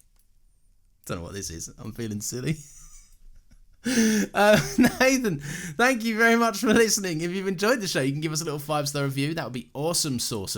And if you can also follow us on Blue Sky, Instagram and TikTok at Still Got Legs Pod, that would also be cool beans. You can follow me on Instagram if you want as well. Might take me a little while to accept you because I don't check Instagram that much. Oh, also we're doing hashtag Instagram content now. Oh yeah. I've been being a bit silly on the gram. Yeah, we sometimes we'll do some hashtag Instagram content. So I like going back and forth chatting amongst our stories. Yeah, sometimes we'll have a little chat through the stories. So keep an eye open for that, I guess. I did like that you embraced the filter. It's a good filter.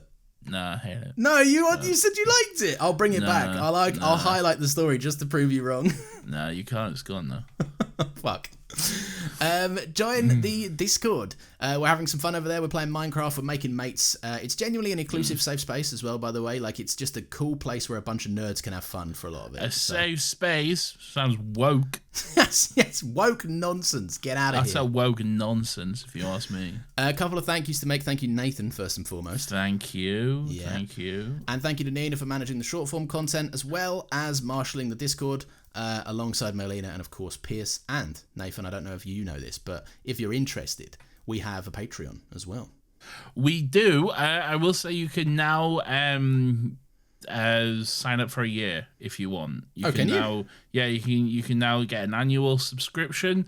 It works out 10% cheaper if you do it for a year. So you get a 10% discount.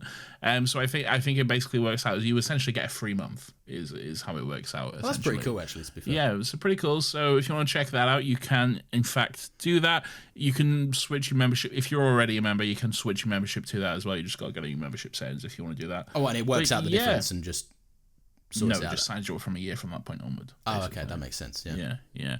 So do that if you want to do that. £5 a month. £5 less a month. so if you do it for a year. Yeah, there you go. Maybe less than £5 a month. What's 10% less than £5? I don't know. Well, there's like taxes and there's Patreon fees afterwards. Oh God, I don't know what it is. It's like, but we don't say that. We just say the £5. Yes, it's £5. We said it's £5 a month. Whatever Patreon wants to do. A month. Yeah. That's on them. That's on them. Right? Take it up with them, person. In fact, we'll be with you. We'll take it up with them for you. No, but if you are interested, like Nathan said, it's £5 a month, and each month you get a topic episode on Doctor Who, an episode commentary as voted on by you, and Nathan, an episode of our bonus podcast, which is on its own feed as of this week, called Still Got Rex. It's basically where we discuss what we've been checking out in pop culture. It could be like a movie, a show, an album, perhaps. Who knows? A book. None of us, we don't read that often, so it probably won't be books. How dare you? We're about to record an episode now. We are actually, and I feel like it'll be mostly focused on one thing. Well, I've got several recommendations, so we'll see. All right, well, intriguing. Anyway, go do that if you want. You don't have to. That's cool. We call our lovely patrons our companions, and it's time to find out where they are, where we picked them up from, and what they were doing. Nathan, who's our lovely first companion? It's time to find out what? Where they're from. Like who they are and what they were doing. That's what we always say, don't we? Say it's this person from this town and they were doing this when we picked them up. It's like You don't like that?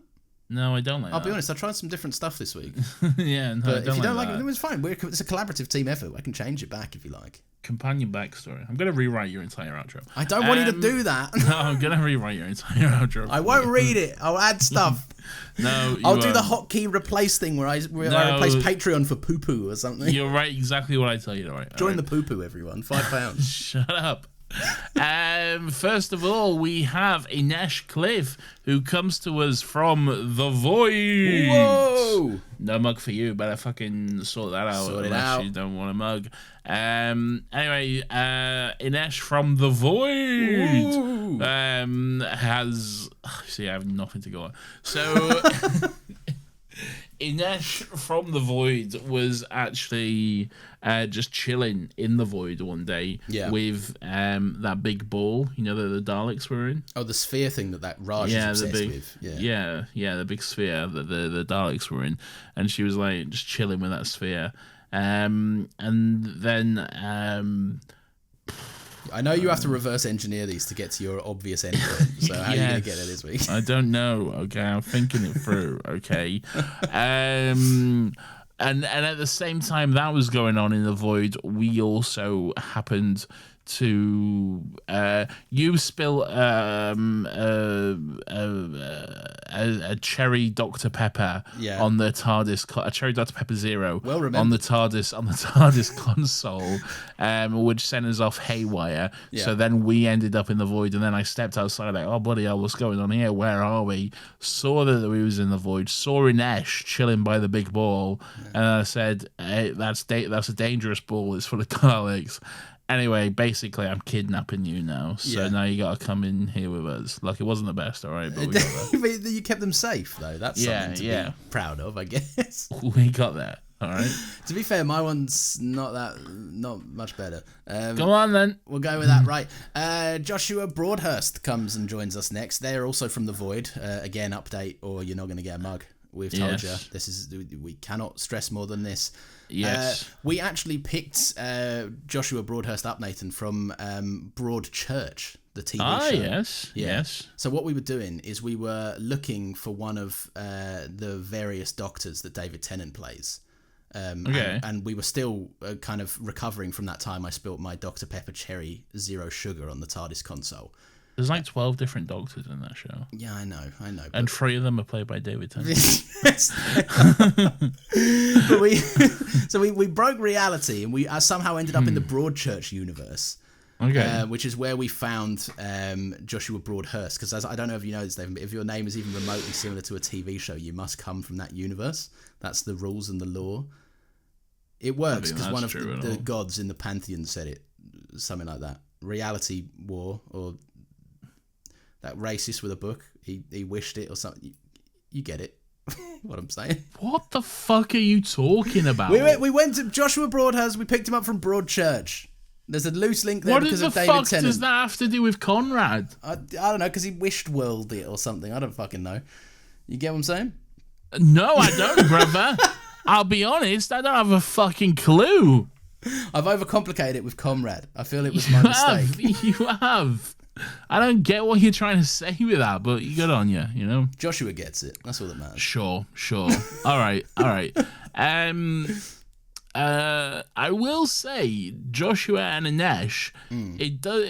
Just from looking at this, I can't. If you have signed up via the Patreon app on an iPhone, oh yeah, which this leads me to believe you might have. You actually get charged more. So yeah. Like, it doesn't matter. We get the same money either way. It doesn't mean fuck all to us, but you're getting charged more for that. So, like, if you cancel that, then sign up on the website. It'll be cheaper for you. Just saying. Yeah. So, there you go. So don't say we don't do anything for you. Exactly. There you go. Combing through this spreadsheet, we get you money saving tips.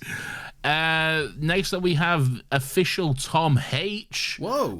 Who once again is from the fucking Void, man. They're all in the fucking Void. Void, dude. Update your address so you're not getting a fucking mug, all right? Or don't. We're happy to not send you a mug. It's cheaper for us. It is cheaper for us, but update your address or you won't get a mug. Anyway, official Tom H was in the official the official annual, Nathan. The official no. What is that? That's nothing. What are you? I tell you what are you going to come up with then? It's more. I know. The official Tom H was at the official opening ceremony of the official officiated official games, where all the official people come and do sports or whatever. Yeah. And we showed up because we're the official Doctor Who podcast. Makes sense. Yeah. Yeah. So we was also there, and from across the running track, we're both getting ready to partake in the 100-meter dash. Naturally, we're both great at that. Yeah. And we spied official Tom H, and we're like, right, that's the competition. We gotta fucking yeah.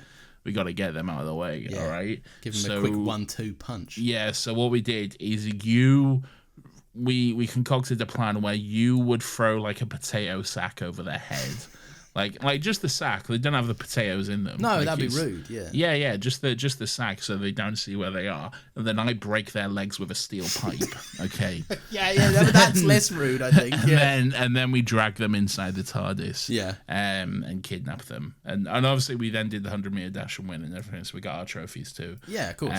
But then we went off in time and space with official Tom H. Well, we never let official Tom H go, even though we won the race and. No, we're friends now. We're friends. Despite the leg breaking. Yeah, we're friends. It's part of the course. They get it. We're all friends. Yeah. All right, and the last person joining us today, Nathan, is Ryan Ward from Hull. Okay. Yep. Shut up, man. Shut up. You did this to me a couple months back. No, I know. Shut up. Okay. I don't know what you're getting at. All right. I don't know what you're doing. So we found Ryan Ward in a. How well do you know Hull, Lauren? What can you do with this? I'm interested to see. I don't know Hull that well. Okay. All right. Okay. I don't. To the point where I've my immediate brain went to the Ryan Ward from the hospital ward because not in Hull, in Ledworth instead. Great. Somewhere that doesn't exist. Great. The Ryan Ward was in a coma, unfortunately, because Prisoner Zero was doing the rounds and using Ryan Ward as a little puppet. You know, like when that was going on in the 11th hour. No. Yeah, you do. I know you do. I see that you're on your phone. You do. No, I'm you're not. past the point of caring about my ones, aren't you? No, I'm not. By the way, the hospital in Hull is called the Hull Royal General Infirmary. The Hull Royal. The Hull Royal or the Hull Royal? Hull Royal Infirmary.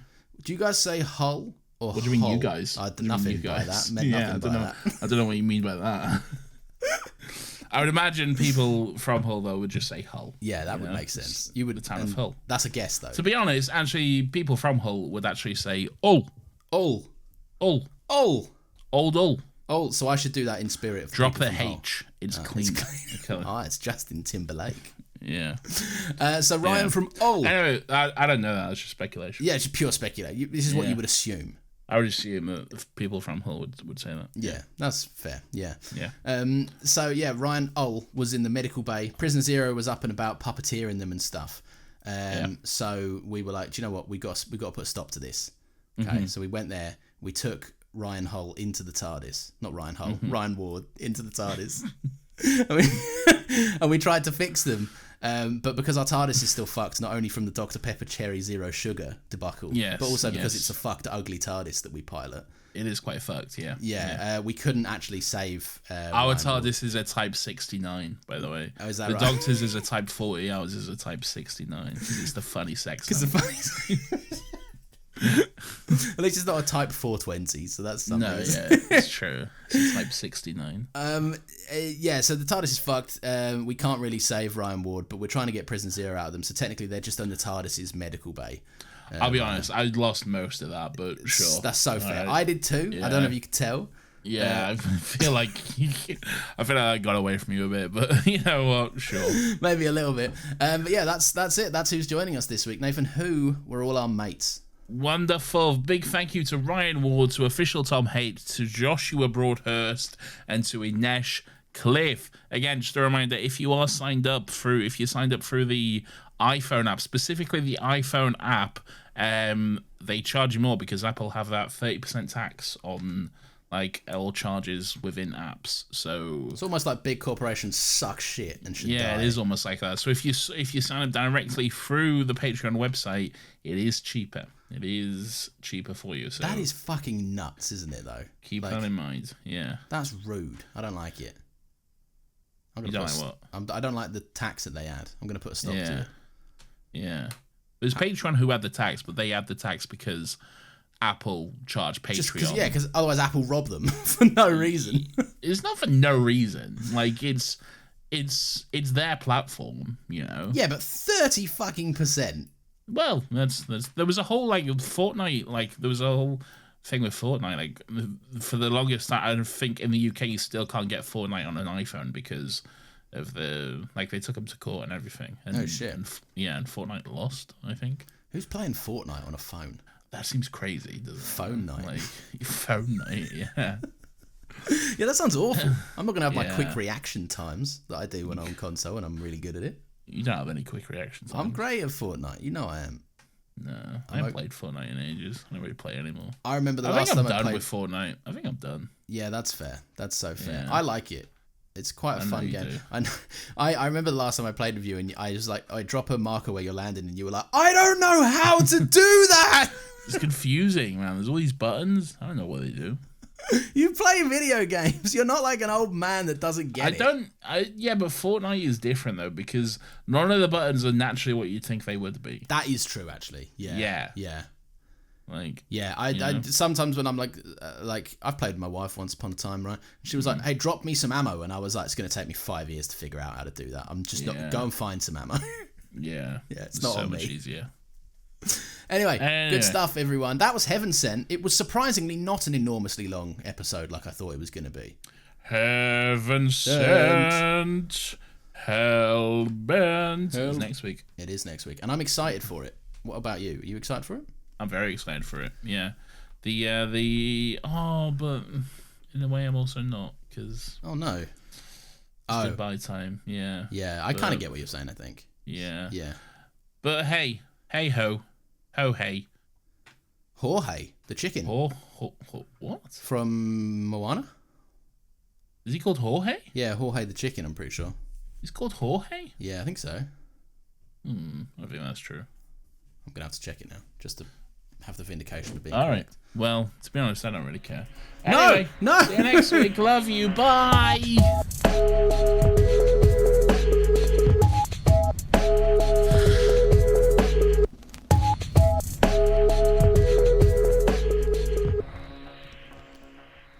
Hello, everyone. It's still Lawrence here after the credits to reveal solemnly and sadly that I was wrong, and the name of the chicken is Hey Hey. I fucking knew you was wrong. Have you stayed as well just to say that? Yeah, I'm still here. Yeah, Fuck's fuck sake. you. Yeah. All right, bye, everyone. Bye.